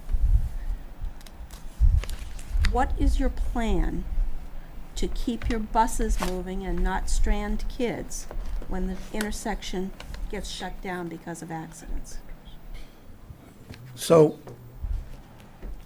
that would be the same thing if I was pulling out into 129, or if there was an accident on 129. I can't stop accidents. I can't stop whether or not, the vehicles that pull out on Brickhill Road, there could be an accident, which that is an extremely busy intersection, more so than when we're looking at this site. We pull into many neighborhoods. This is my 11th terminal. The terminal that we have over in Lowell is a much smaller street. We're on the corner of Peavy and School Street. We have, Christine, 72 buses that pull out of that particular lot. There are houses directly across the street from us. Buses have come a long way. Emissions have come a long way. We're good neighbors. We've listened to our neighbors ask us at certain times to adjust to certain things, and we've done it. But as far, I can't control whether or not there is an accident on any street in Chelmsford. If there's an accident, there's going to be a delay, no matter where those buses are parked in Chelmsford. And that's just simply the fact. Right now, we're parked on Brickhill Road, which is there are more vehicles passing on Brickhill Road than there are on the site that we're looking at today. And I think this is a much better site, and I think in time everybody will see that we're good neighbors. And this isn't our first rodeo. We've got now, after Friday with the new acquisition, we have over 2,200 vehicles. I think you would have heard that we were a bad neighbor in your community. We're in Dracut, we're in Lowell, we're in Chelmsford. You haven't had a problem with us prior to this. The reason why there's so much focus on it today is because we have a contaminated site, which the state has approved this particular company to go in and get it cleaned up and make it a viable source and good for the community. So, Thank you. okay. Anybody else on the board? Okay, well, I don't want the proponent to necessarily have the last word, so I will open it up, it's open still. Is there any additional comments before we move to close the public session? Okay, I don't see any. I don't see any more. Yep. No, You pointed to me. I was pointing to you. It sounded like you had a comment. No, I was about ready to make a motion. Okay. Have at it. Okay, I make a motion that we close the public hearing on 27 Katrina Road. Carthy LLC. I have a second from Tim. Second. Okay. All in favor? Aye. Aye. Aye. We ought to get a second from somebody We else. did, from Tim. Can he vote on any of this? That's a good point, No, we can't he vote on can't. it, Let's probably. get I'll a get the second second. from Henry. Yeah. All right, second from Henry. We still Sorry, got, wait a Tim. minute, Yeah, it's all right. we still haven't took and answered the gorilla in the corner, the money situation here. Ah, Oh, okay. well, let's not vote yeah. yet. Then let's Then let's not vote. Let's not vote. Very good catch. Okay, we have a proposal in here for 10,000. It would cover 53G, even if we included every single slot in there, some of which are really for the parking of the vehicles themselves, not for the parking of people. We could talk about whether they should or should not be included, but the fact of the matter is that 10,000 would cover it in any event. I would suggest that we apply the spots that are indicated as employee parking spots, the 53G, and how do we handle the remainder of that 10,000? So like, as I mentioned, the 10,000 was kind of a placeholder. Right. Part of the justification here, or the logic was that you're waiving a traffic study. Yeah. The traffic study has a certain dollar figure associated Yeah. with it. There's a cost associated with that. And then there's a fair share contribution. Right. So there's no magic number. 10 seemed like a good starting point based upon previous planning board decisions. Typical decisions. Anybody have any comments as to that figure or its appropriateness? The other way, I don't like locking the way we locked up the traffic study. What I would say is use a different number, whatever, 6,900, and then if we need a traffic study because the police require it or whatever, Yeah. to help them with their details, that Mr. McCarthy's responsible for the cost of the traffic study. Well, that could come from there, it could come from us as well. So the traffic study, the details will never require a traffic study. If the town wants to pursue MassDOT approval of any modifications to that intersection. That's what. Okay, well, Yeah, that's a better that's way. really what it would serve us for. Yeah. Yeah, I think Yeah. that's a very good point. So, Yeah, you know, 'cause- there's a cost of a study, and then there's cost of making the physical improvements. Yeah, the thing is, I don't have quotes in front of me on studies. Right. So I can't tell you if 10,000 would cover it, or if it'd be 11 No, it or wouldn't. 12. It would not cover a full-blown traffic study. Minimum is 15, upwards of 30 for a traffic study. Again, I Well- mean, so I didn't look at it as Yeah. this applicant takes the full burden. Right. I don't think that's how we Right, how but we this is something operate. that will help us in the contingency, should we So run into a situation. The where methodology we need here some- was some 53G and some additional amount Okay. of money to, that the town can cobble other 53G money together. Right. And then pursue doing studies to make That's what I would modifications. suggest, All right, and I think the likely, if it were to be spent, the likely place it would be spent would be dealing with MassDOT and you know, in some kind of a coordinated arrangement between our police department, MassDOT, and our DPW to make adjustments as they might be.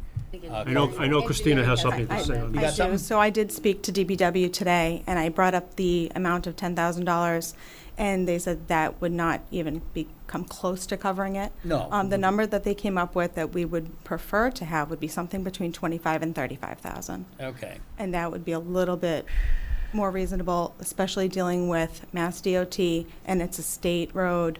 It's not something that the town should have that much of a burden on. Okay. Bear that much.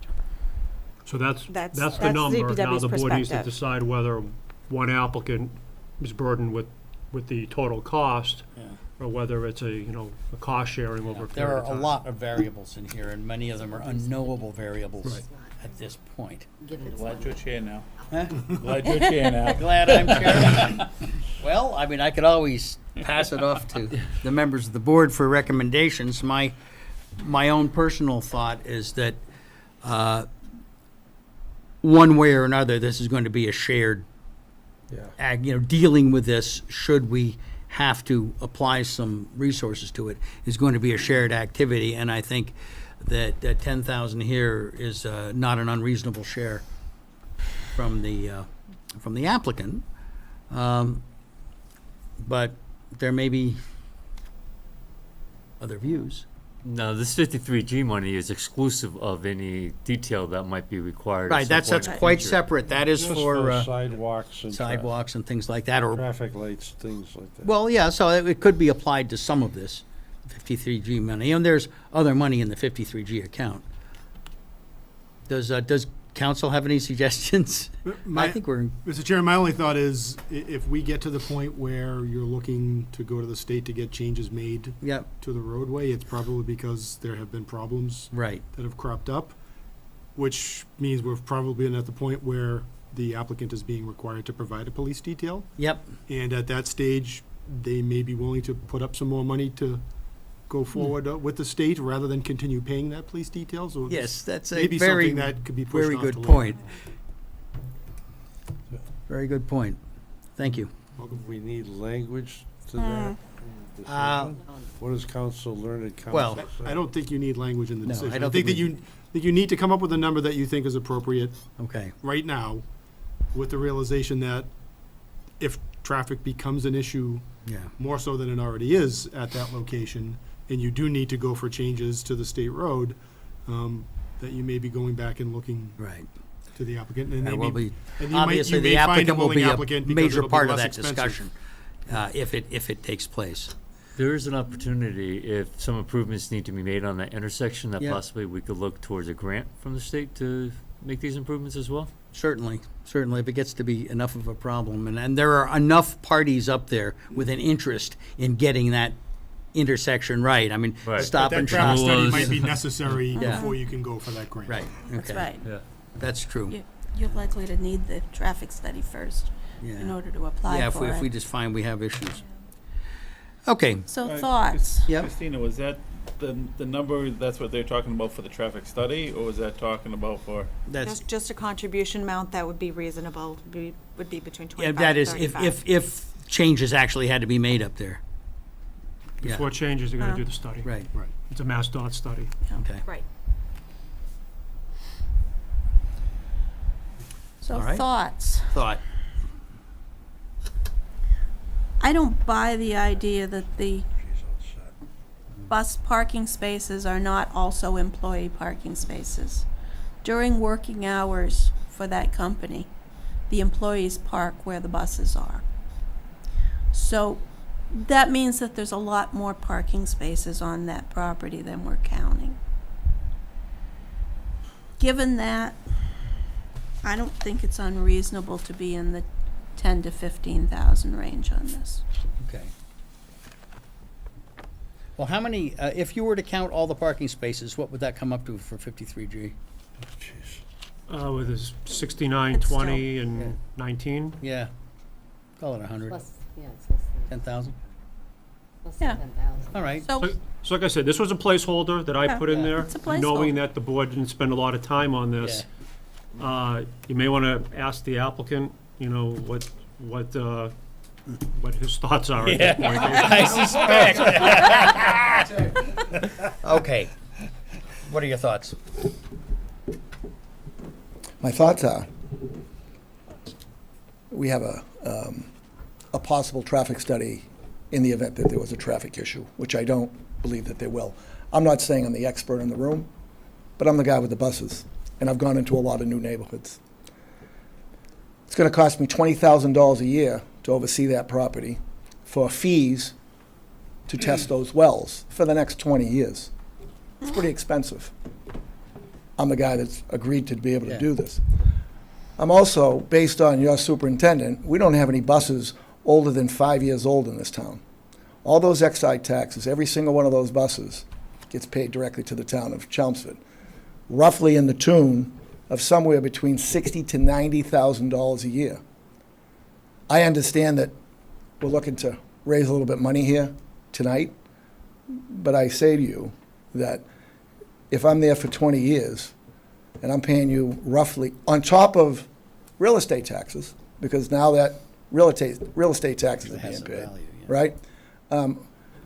I think the money that's coming into town to help reduce costs for transportation, number one. Transportation goes up. I think, we're covering the cost. Now, I would be willing to split that 30,000 number, right? I think that would be fair at 15. All right. And call it a day at 15. But again, I just want you to know, I'm coming into town. I want to be a good neighbor. I also want to be part of the community, which we've been for the last 14 years. We just physically haven't had a building here. You know, with that being said, I'm going to be a taxpayer. So, you know, so. Yes. So are we all. Right. Okay. Actually, one question. You just noted that your fleet of buses, they're 5 years or younger? Average of 5 years or younger, yes. Really? So do you have a capital expenditure plan that you use to purchase these buses? So, all right. So, I mean, so that's got to be good for emissions as well, right? It's really good for emissions. Right now, every single bus right now is equipped with the lowest emissions that the federal government, it's amazing. What's coming out of those exhaust pipes now is H2O. I mean, you know, with the DEF fluid, and it's amazing. If you look at the University of Lowell buses, what comes out of those buses today is really amazing. It's H2O that comes out of them, and that's why over the years, and I realized that we had a speaker talk about the diesel smell. You don't have that anymore. You may have it from, you know, backhoes and stuff like, but you don't have that coming out of buses because it's over-the-road fuel. And with the emission systems, it's pretty amazing what they've done. It's very expensive. You know, the price of the school buses went up 35%, but it's amazing how clean the fuel is right now. So, thank you. Well, let me just do a straw poll here. Would the $15,000 figure seem reasonable to everybody? I mean, I don't see anybody And leave it wringing at their that. hands. No, I think that'd do it. That fair, and that if we have a problem, the town would have to pick some of this up, of course, and, you know, it's just going to be spread about. Could you make that change? Mm-hmm. Okay. And now, I think it's time to close. I got a motion, I'll restate my motion to close the public hearing on 27 Katrina Road. I'll give you a second now. All right. Thank you. Okay, all in favor? Aye. Aye. Okay, hearing is closed. Any further deliberation? I'm guessing we are done. Did anyone go through the exercise of? I have not done the fill in the blanks I exercise. haven't filled in the blanks either. Well, why don't we take it from the top and see what, Else we have We gotta go through, where is the first? does Mr. McCarthy have a copy of this stuff? I don't- Yes, he does. Yeah, okay. Is 4 starts on 4, maybe the top of 4? Is that where it Yeah, it starts? starts at the top of 4, the volume of cut and the trees and the stone based on facts. There's no trees to cut. Well, based on the facts, we gotta pick out the facts. Can we add a item 8 on page 7, special? What's that?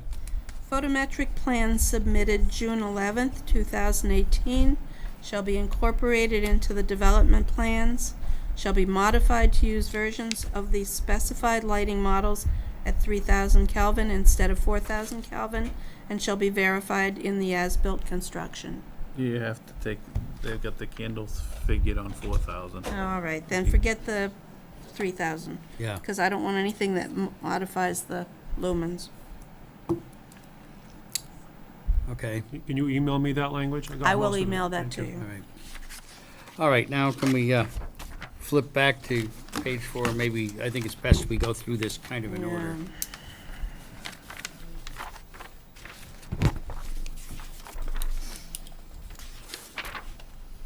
I think you got 9, 10, Yeah. 11, 12.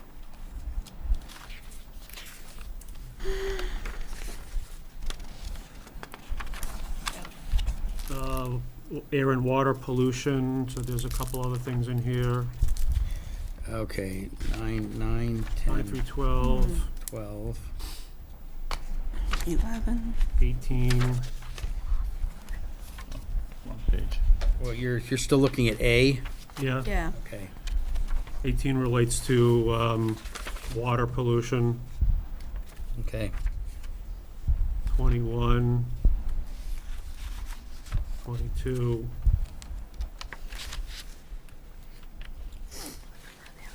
think that's it for A. 22 definitely.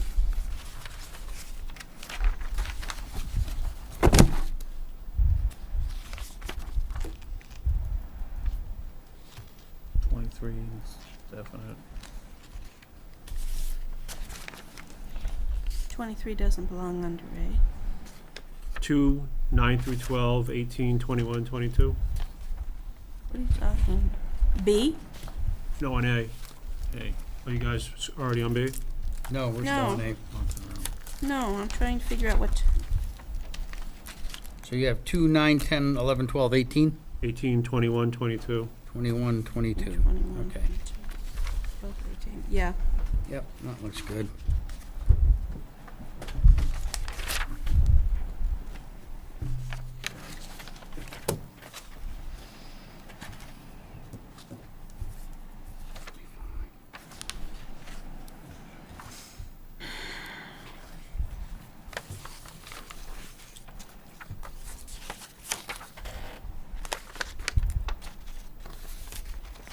All right, we good with A? All right, for B, I have 17 and 25. I think you can add 7. Talks about parking 7, dimensional yeah. spaces. Right. 15. You got 7, 14, 15, 17, 25. Yeah, 14. Okay. Seems like B should also incorporate something about the lighting plan. Maybe that's 16. Yeah, 16.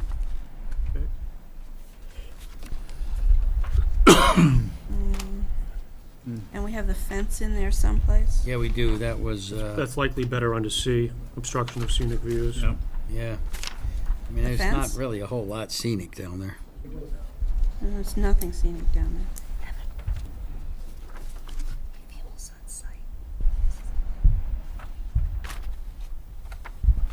17. How's he feel? I think your lighting should go underneath E. So, do you have 17 under B? Yes. Yeah. Okay.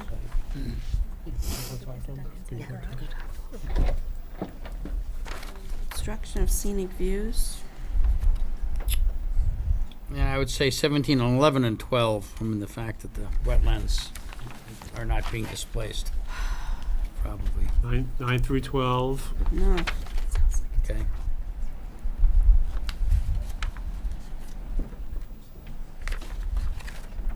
Um, 9 through 12. There should be something about dumpsters enclosed. 17.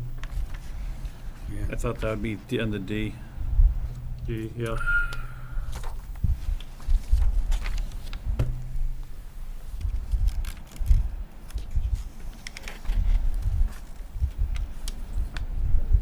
What are we on, E now? Glare from headlights? Yeah, that's 17 for sure. That's probably the only one. Is 13 under C? 16 applies to E, talking about the lights. Do you have 13 on C? 13. That, I don't know, does C have anything, or does 13 have anything to do with obstruction of view? That's the ADA compliant. I'm sorry, on B. B, B. right. on Pedestrian B, safety. 13, yeah. 13 should be in there. Yep, yep.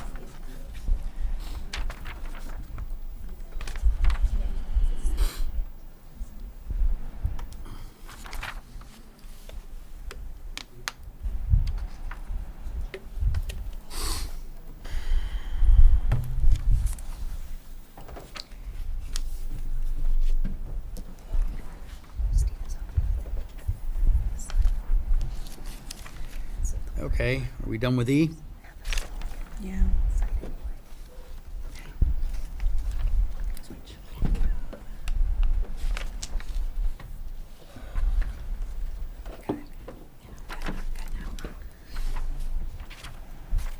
G. Yeah, G is well, 18 anyway. And, The letter, you're on G. yeah, we'll just move to G. 22 should be on that too. 18, 22. 22. Yeah, that's relevant. That might do it. I think that might. And the additional stuff that's added here. 18 and 22 Yeah. for G? Okay. Good. All right, that completes the filling of the blanks. Okay.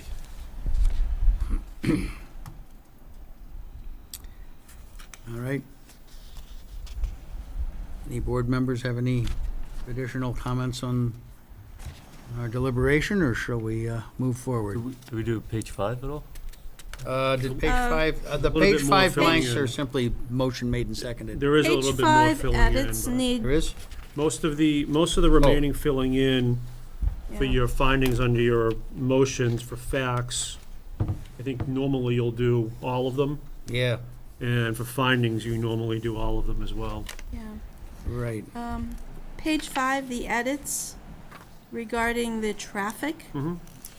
We said that we were going to modify that to put something in there about the afternoon traffic as well. Yeah, he's already got that information. Probably ought to go down the decisions, and then when we hit some fill-ins, we do them. We'll deal with them.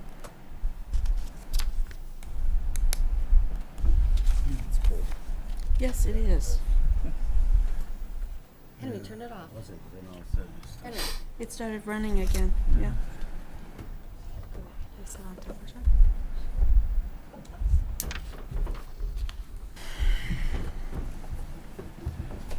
Should give a swing to it, spreads it around the town. Thank you. Christina is just starting to be. Oh, thank you.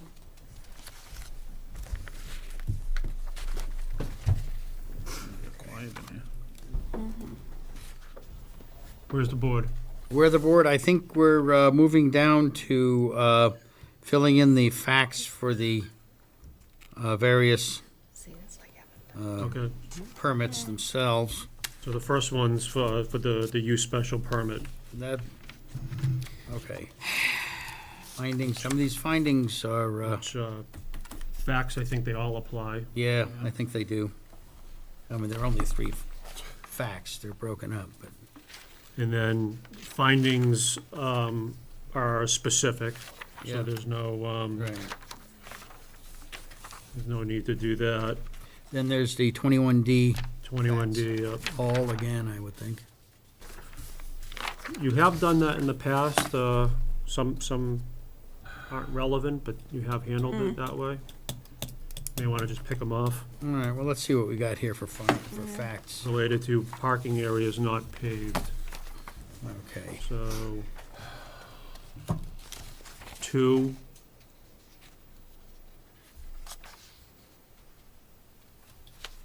7, 8,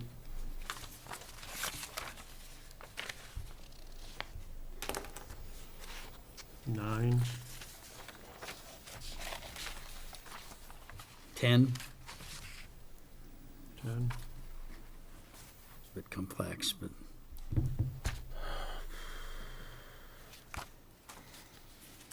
Maybe it. okay.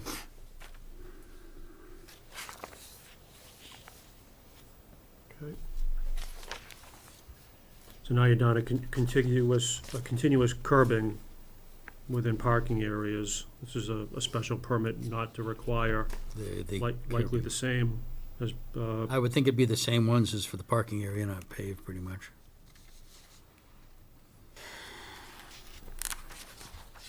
Include 17 in that.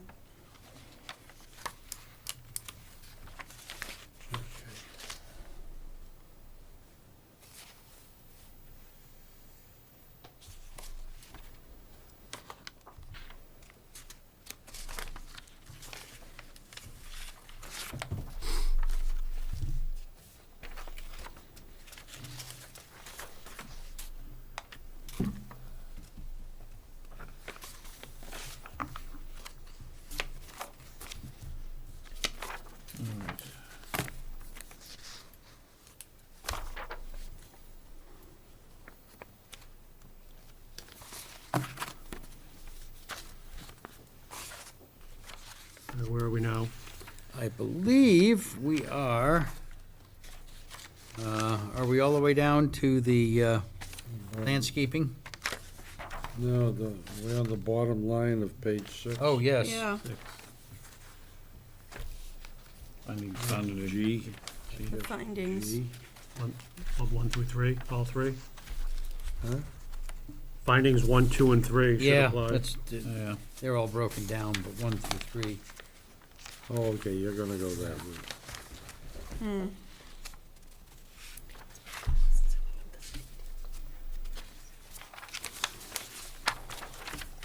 All right. The Landscaping. next one is special permit to permit reduced landscaping within parking areas. Right. 10.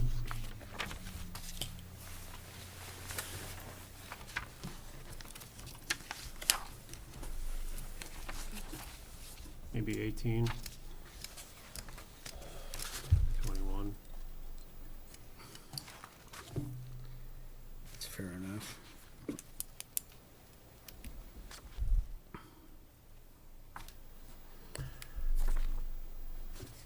All right, I think that does it. I think it does. And I just, What about 22? yep.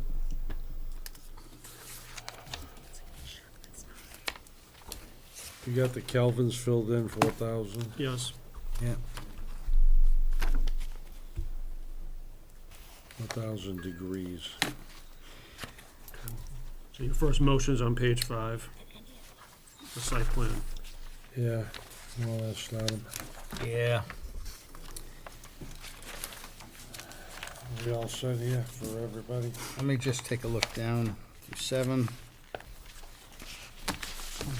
Yep, I think that's it. Just to remind the board, it Yeah. requires, any approvals require unanimous. Right. Unanimous votes. of Exactly. Yeah, we're rolling. Right. Hang on. We're going for it now, Evan. There was something Yep. else that, Well, the reason I mention that is Yeah. there's need for more deliberation on this. No, I think, page 7. Yeah. Special, item 2, Increase that, increase that. yes.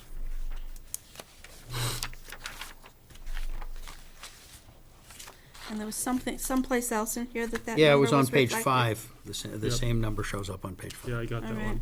you have Okay. that one. All right. Okay.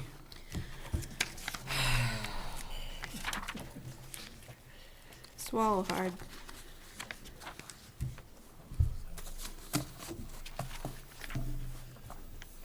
yeah, well, Okay. Guess we're down to the end. yeah, we're at the end, so I said my piece before, but here we go. All right.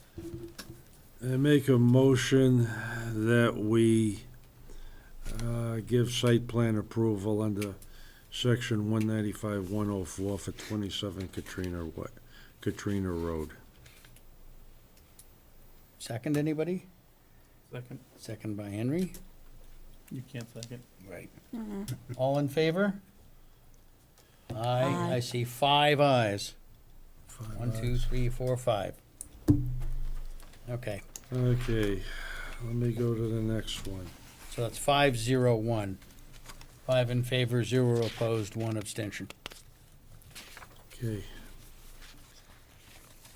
Okay, I make a motion that we approve a special permit for a quote-unquote outdoor contractor's yard, close quotes. And this, What page is that on? right at 5. 5, bottom. 5. Oh, okay, the very bottom. I'm going down, I'm following down every one of them. Yeah. I don't think I'm gonna miss them, I'll cross them out as I go. What the hell did I say?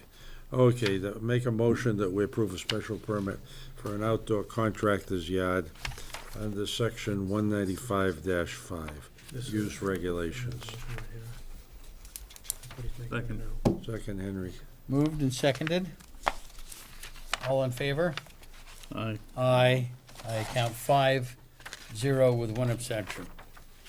Yeah, And I don't see the decision slot. Oh, there it is. yeah, why don't I also make another motion so that we include it? For parking areas not paved. I should have included in my first motion, but I'll just correct it by making it, we can vote again. Okay. I make a motion that we approve a special permit for parking areas not paved under section 195-21D. I moved. Second. Seconded. All in favor? Aye. Opposed? Okay, that's 5-0-1. We got that done. This one's at the okay. bottom of 6. Huh? The next one is at the bottom of 6, another special permit. Yeah, I'm gonna pick it up. The decision is actually at the top of 7. Okay. Okay, I make a motion that we approve, I'm gonna call it a special permit for continuous, for not having continuous curbing within the parking areas Right. under section 195-21H. Moved. Second. In favor? Aye. Oh, excuse me. I'm sorry. Was I supposed to vote? Yeah. Yeah. Yeah, okay. I was looking at the whole thing, yeah. Okay. Yeah. I'm for it. You're for it? Good. Just- Gotcha. 5, I heard no no's, and I see one abstention, 5-0-1.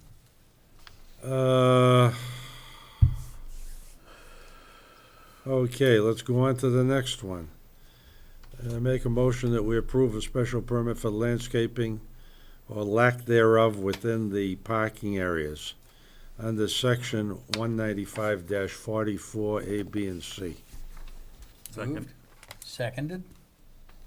In favor? Aye. Opposed? 5-0-1. Okay, Yeah, I think that's it. have I hit them all? You've hit them all. Okay, good or bad, I hit them all. Okay, so Evan, you'll clean up the final copy, and I'll get it signed off. Yes. That was a tough one. Good luck, and if you run into trouble with traffic, don't hesitate to holler, and the town will be involved. MassDOT will get dragged in by the nose. Yeah. You taking a 5? We're counting on you. Yeah, we're taking a 5. We're counting on you. Hey, no. Yeah, I know. Yeah. Okay. Good luck. What are you That was doing, tough. taking a break? Yeah, I'll get you a 5-minute bio.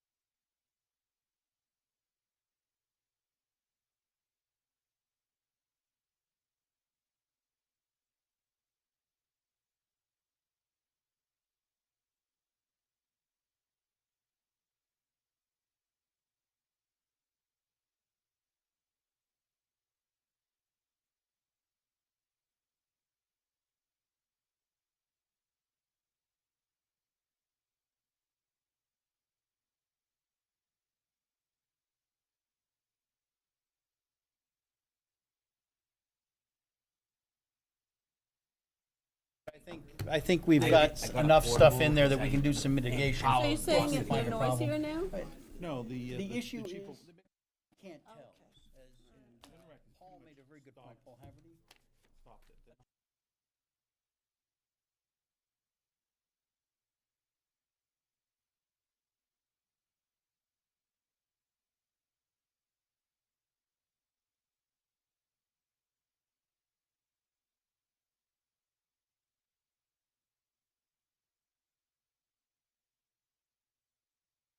Let the guys get in. You can't stack them.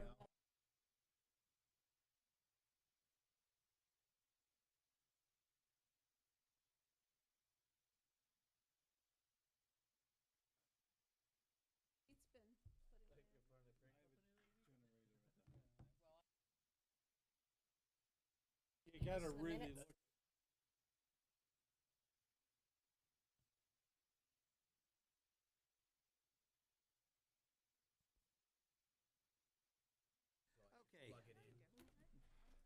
Are we all recovered from this round of making sausage? Yeah. Okay. Next item on the agenda. Okay, new business summer schedule. What do we have queued up for the next couple of? So for the 27th, Watton Street is behind the mill is a solar farm. Okay. That's a new public hearing. Red Mill Graphics off of Alpha Road, new site plan. Okay. 152 Turnpike, the previous finding of applicability. Yep. Wants to come back in a different incarnation. All right. That won't be on the 27th. It may be for informal, I'm not sure. This is all in June, Evan? June 27th. So it looks like our next meeting's gonna be a fairly It'll be busy. substantial one.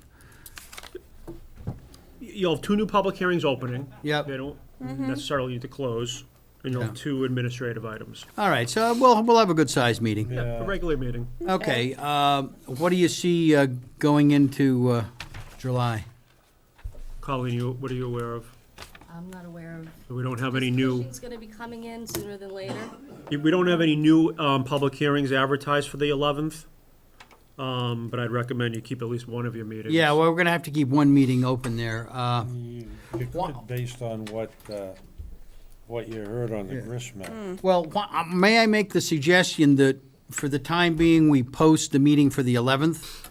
If we find, for example, that Katie can't get her stuff in time, we could simply, and we don't have anything else, we could simply cancel that meeting and schedule the second Yeah. meeting in July and do it that way. Okay. That takes care of July. Because, I mean, that's What about another. working sessions? Working sessions. All right, what do we need to work on? Christine was gonna get us some, We have the, we have to start Historical talking. preservation. We have the historical preservation thing. I want to have a preliminary, a preliminary discussion on the residential zoning dimensions. And it's time to start talking about the master plan. We talked a little bit about that last meeting, but we need to formalize what we're gonna do. and I think start- I think in July, even whether you have a regular meeting, maybe you'll have time to dedicate Yeah. part of that regular meeting to. All right, well, Work session. let's plan the meeting for the 11th and get it posted. Yep. And, we can potentially use that for some, discussing at least some of these things in a work session format. Yeah, if you can get any. If we wind up having to have a second meeting because there's something on the docket, then we can have another working session there. And I mean, I between the think two, you'll we'll be probably get doing several working hours. sessions pretty much every meeting or special meetings in July and August. Yeah, okay. Let's plan it that way. Which, do you want a regular? Well, Let's plan start- on post August? the regular meeting for the 11th. And then we'll take it from there. July.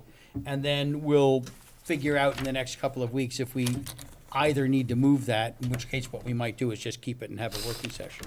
What about August? Media's bugging me because they have schedules too, Yeah. so just Want to regular keep them schedule both with for maybe now? a cancelization. Well, when do you have to post them?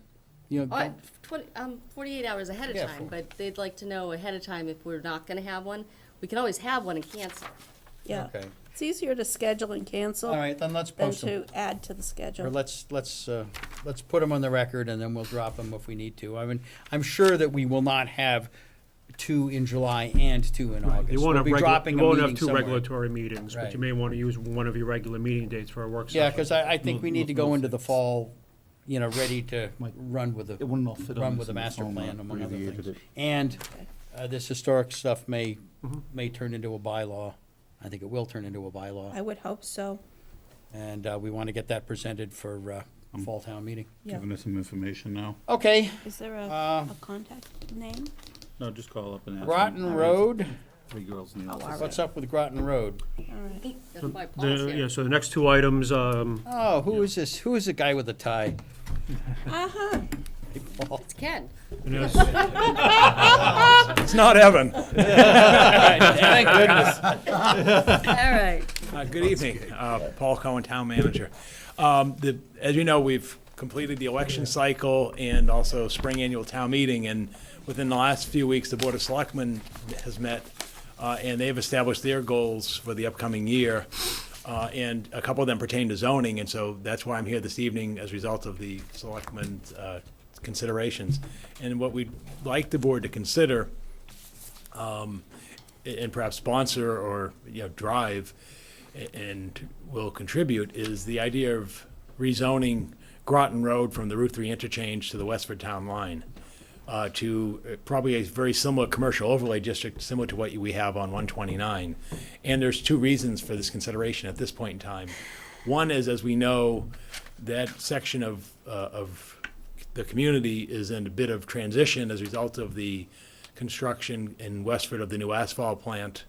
And the other consideration is the fact that this is sort of the last commercial corridor that the town has off of the major interstate in Route 3 that has available land for redevelopment. As we know, as you get on the Route 3 corridor, 129 is being addressed. Certainly Chelmsford Street 110 is developed, as well as Drum Hill, and then we have obviously the Groton Road, Route 40 interchange, and certainly the 495 interchange at Chelmsford Street sort of parallels the Route 3 Chelmsford Street.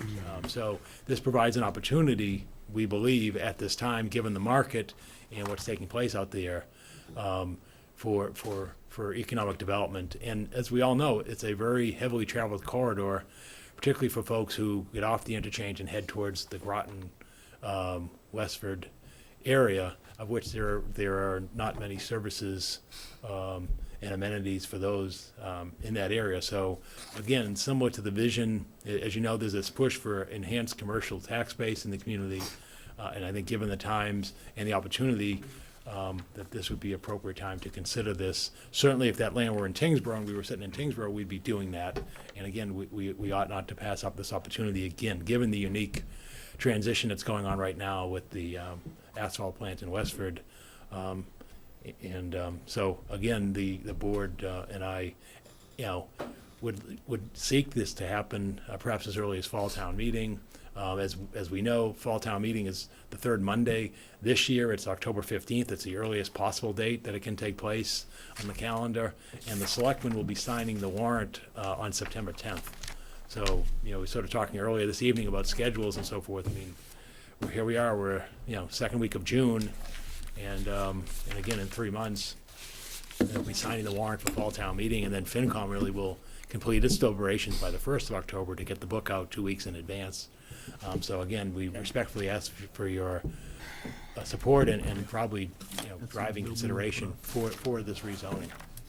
I look at this, Paul, it looks to me, if I understand the shading and everything, it's basically taking this from RB to RC. Yeah, I don't know if you can. You put that? So the first slide on this. Yeah. The RC was approved back in 2011. Yes, that's what I thought. I remember going through that exercise. Is that in one of our files? Because I can pull it up. No, I believe you. I remember it. I remember It it. says at fall town meeting. Yep. So that's the current zoning, RC. Okay. The second slide highlights the potential area of study that would encompass a potential rezoning. And at the, at the highest level of conversation, if the board is interested in pursuing this, I would recommend that, staff would work on a first draft, present it to the board. Conceptually, I would view this as piggybacking on the COID. In order for the COID to be piggybacked on, the underlying zoning would have to be commercial in nature. So CB or CC. Okay. We would look at the use tables of both of those and see what makes sense for this particular part of town. Once the underlying zoning is rezoned to CB or CC, then we can play with a 129 similar overlay, where maybe the southern side of the road is only for residential purposes to serve as a transitional buffer Right. between single-family and commercial. So Okay. conceptually, that's how I envision this playing out. Yeah, okay, how I many, don't think we quite have that in this area, the tradition. I mean, you go up Route 40 and you hit Westford, you hit the granite quarry and everything Right, so else. this is where I look to the board, to the sensitivity with that single-family neighborhood that does abut the RC. Now, I have heard some scuttlebutt about somebody's been working on trying to put a project together over here for quite a while of some sort. Yeah, there's certainly activity out there. Yep, and I think when we get to the, if and when we get to the point where the board is comfortable opening a public hearing, abutters within 300 feet are notified, all property owners are notified. Yeah. Yeah, well, Because from what I heard, a lot of these residentials on the other side might be just going away too. Yeah, that wouldn't. Agreed, so I think from a planning perspective, the board Yeah. needs to It's a good decide time. if a transition zone is necessary at all. If it is, Yeah. what do we mean by a transition zone? So one option is to handle it like Turnpike Road on 129. Encourage multifamily, maybe we encourage only senior housing if that's the preference. But the board may say that, transitional zoning is not needed. But, from my perspective, Well- you have a single-family neighborhood, yeah, there's sensitivity, you want to protect it, buffer it. there is, and we'll have to. Yeah. Well, if we were to go forward with this, what do you anticipate the workload looking like for? So the initial drafting of the text and the map, I could have ready for your next meeting. Okay, So the zoning can be pretty simple and straightforward. But obviously, the board needs to apply strategy and logic and justification and rational for the presentation, okay. right? So, I've got a question for Paul. Yes. Was there any consideration given to making that a larger area such that it would encompass all four quadrants of the intersection? Oh, God, no. No, I'm just asking. I'm just very sensitive to the other side of the intersection. that's- Okay. You got the condo. Well, The I master understand, planning, that but would- it's already Don't built wanna up. touch Yeah, and that would be zoning creep under the master plan, and I just which is don't- something that is a principle not to pursue. You got $500,000 homes Exactly. across from the condos. Yeah, Okay. yeah, I just Never don't want to mind. go there. I don't need it. No, you don't want to go there. Practice, yeah. Don't need to You don't want to go there. Big Don't bear. poke the bear. All right. Plus, those are beautiful Not appropriate to go neighborhoods. there. Yeah, you've got, I forgot the name of the street. Scotty Hollow and but, Yeah. Main Street, beautiful The other neighborhoods. street Oh, yeah, up that there's goes up got Okay, over so, big so homes. the answer is the current character of utilization is extremely different on the opposite side Right. of Route 3, Yes. and therefore this would not be an appropriate consideration for that area. Yes. Right, Okay. yeah. Thank you, you have good words. Right. So give us, I so, got you a know. comment. Yep. I got a comment. I don't know that I'd want to lose the IA designation. You put a big red line, a big orange Yeah. line around this. I don't know that I want to lose the IA for all that stuff that's already industrial back there. That's right. That's the truck terminal and all. Maybe that's not IA, but it's pre-existing. I wouldn't want to, shall we say, downgrade from IA or upgrade from IA, Mhm. whichever way you look. Right. I'd be looking along the road where the tan is. That's what I'd be looking personally. Second comment, before we get all cranked up on this stuff, you can have your draft, but I would follow that up real quick with call it a notice to abutters or a notice to the neighborhood, every house, a registered letter to every house, so that we don't have a fiasco on our Yeah. hands. Sure, that's the So input that I'm we looking can for. have Yeah. public hearings. Right. Procedure, process and procedures. So if the first time this is discussed at a planning board agenda, if the board wishes to have a butter notification, we can do that. Okay, good. That'd be, because I know that, I remember the discussions from whenever, 2011, it's a while back. But I remember that was brought up by residents, I believe, and one selectman who, there was a lot of discussion that they wanted to be able to go to two-family homes. Correct. Or they had two-family homes that they wanted to legitimize. It was neighborhood driven, yeah. It was neighborhood driven. Yep. And some of the people that back up to, I'll just leave it as the truck terminal, we may think that they want to move on, but at the time, they were very attached to their property. Right. I think as the town manager alluded to, and I think as some of the planning board members alluded to it, I think the sea change was the asphalt plant. And I think many of the property owners, single family and commercial, my understanding is there's lots of discussions. Yeah, but it's, okay, my point is, you don't know what's in the back of somebody's mind, and like on 129, right now, we've got 4 or 5 homeowners that are very happy living where they are as the Right. world changes around them. Maybe they won't be in a while, but they've been very dedicated to their homes. Right. And, Yeah, so the board, as long as, I don't want a 129 on my hands. right. I mean, from a zoning perspective, you can't, if the town chooses to, with the board's guidance, chooses to rezone the underlying existing uses, a grandfather, I and understand. All Yeah. right, well, let's take the first step here. Get a preliminary map and some Yeah. notion of wording, and We'll then introduce we'll it at have a something workshop. concrete in Yep. front of us to play with. Okay. Why is the section along Route 3 not included? So that is, Wetlands it's or- owned by the state. So we could include it, but the first go-around, I just did not include it. Is it usable land? Nope. Okay, Not really. so it's wetlands. Much of it, yes. That was initially what the history was, that it was gonna be a rest stop, I believe, as part of the Route 3 There was expansion a deal. rest stop there at one time. There was staging for Route 3, and the deal was it was gonna then, Modern Continental was gonna then build a rest stop, I believe. I'd include it, Yeah, all right, well, just, yeah, draw it in. yeah, just give it some more thought. Yeah, I think it There- is. Is there any of this stuff, Evan, up here? Is this the Westford town line, or is Yes. any of this Chelmsford up? That is Westford, the angle up here is Westford. Okay. All right. You can fish in it. Very good, then let's go with it. Let's Thank you. get going on that. Thank you. And we'll, Okay, great.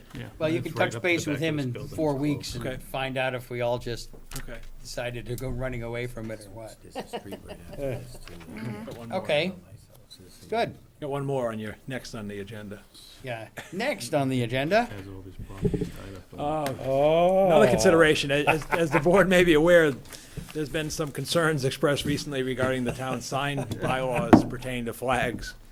And, again, the selectmen discussed this at their last meeting, and again, they consider, and I obviously support that perhaps we revisit the language on the sign bylaw. And perhaps, maybe I think as was suggested, the sign bylaw in general, because there've been some other concerns, particularly on temporary signs that you see out there as well. So, but I think at a minimum, we've got to address the language pertaining to flags to at least Yeah. provide better language.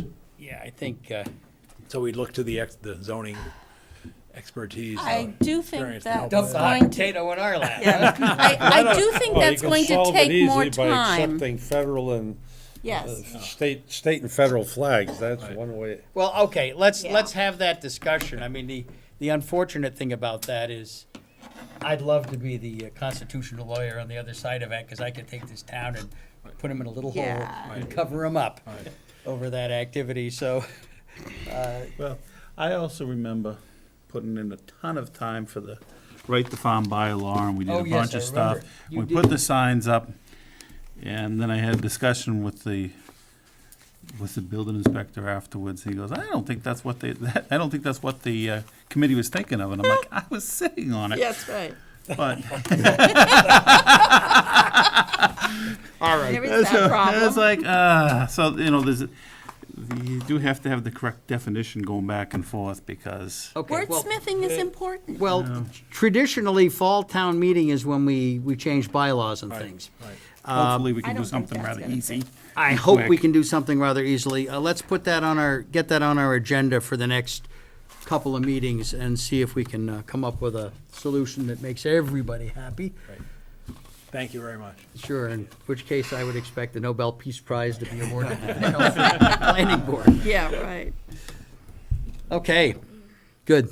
Thanks, Paul. Sorry to make you wait all the way to the end of the planning board meeting. If I'd known, we'd have put you up first. Okay. Meeting minutes, we have one It's one set. set. Yep. I've read them. They look good to me. Okay. I'm okay. I'm good. Motion. Have at it. Go ahead. You're on a roll today. On a roll. I make a motion that we approve the meeting minutes for May 9th, 2018. Second. Moved and seconded. All in favor? Aye. Opposed? 6-0. Thank you. Very good. Actually, 5-0. 5-0, Tim. Well, I guess, there? were you on, you missed that No, meeting? 5-0. Make that 5-0, 501. 501. Next meeting, June 27th, we're okay with that. No executive session, thank heavens, that's usually bad news when you have one of those. Committees. Well, the EDC committee is here. Yeah, and I have big news. I've been that? telling you Yeah? all the last couple of meetings that the EDC's been preparing a website, video, and our branding and marketing. Oh, Well, we could go Friday. In conjunction with Middlesex 3, they sponsored an event over at 5 Omni Way, which is Comcast, Yeah. which, if you will, was the EDC's coming out party. You ever been in a movie and never looked at your watch for 2 hours? Yeah. That's what it was like. Wow. We had an audience of 90 people. Wow. Okay. that's good. Yeah, the room was full.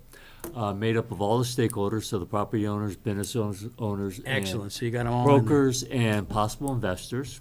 We started the morning off with Town Manager Cohen that made a quick introduction and welcome.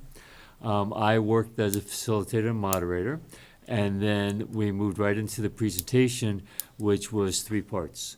The first part was presented by Evan, who talked about zoning enhancements for the 129 area and areas of opportunities, and gave an update what's happening down there currently. Then Eric Salerno from the Economic Development Commission, he presented improvements for branding and marketing, the website, Okay. the introduction of the creation of a video, which is actually going to be inclusive of already stakeholders down there. So we will go down and interview them, why you like Chelmsford, why you're in Chelmsford, all the good things about Chelmsford. And they're in the process now of producing and shooting that, which is pretty cool. And then, for the first time, we have been working with Snyder Associates, which is a Yeah. contractor, right? Right. And they've been helping us with the naming and branding. And so we actually presented publicly the Sign. logo for the 129 area. I The think we Chelmsford should- Crossroads out Route 129. Yep, I remember that guy, So or a version There of will it. be a gateway sign, which obviously would be inclusive of this. And then we talked about other wayfinding signage throughout the 129 area. The idea is, we close the third part of the presentation was with Lisa Maroney, Yeah. who was here earlier Yeah, I saw tonight, the new business development director in Chelmsford. And she talked about financial incentives and technical assistance that the town can provide, and hopes of starting to create those partnerships with the stakeholders down there. Which, so therefore, as an example of the wayfinding signage, there would be a contribution maybe from the town, maybe from the stakeholders, Yeah. to facilitate the marketing and branding of that area. So the hard stop is at 10. 10 in the morning, we went over 10. Nobody left. Yeah. All right, it was, I mean, Evan did a great job. Everybody did a fantastic job on presenting a wealth of information and condensing it down into a period that was obviously entertaining for everyone. Since then, we've had follow-up phone calls. So I tell you, the 129 is off for a jump start. I mean, Excellent. good things. Well, Good that's things. what we've been aiming for. Yeah, That's- exactly that's- what we've That's been the hoping direction for. we've been driving. I'm glad it's Yeah. happening. Great. Thanks. That's my report. Thank you, thank you. Any other committees? NEPCOG doesn't go until next week, so. Okay, that's not till next week, so we'll talk about you in 2 weeks. The Housing Advisory Committee, we already spoke about, and actually you brought up about Cushion Place, which we're gonna Yeah. talk about more. Yeah, we'll be definitely to seeing come. that in a formal presentation. And then we also mentioned, they asked me about expanding the exclusionary housing, which we Yeah. said we would talk about again in the future, Yeah. so. We already answered all those questions. Okay. Good, so that's cranking forward. And the vinyl squares tomorrow night. Final squares tomorrow night. Historical done anything? Not in the last couple of weeks? Haven't been there. You've been historic. I'm sure they've been historic, but I didn't make it to the meeting last night. Okay. That it? Well, I don't know. Make a motion to adjourn. Ed, you get the second. Aye. Thank you, everybody. Thank you.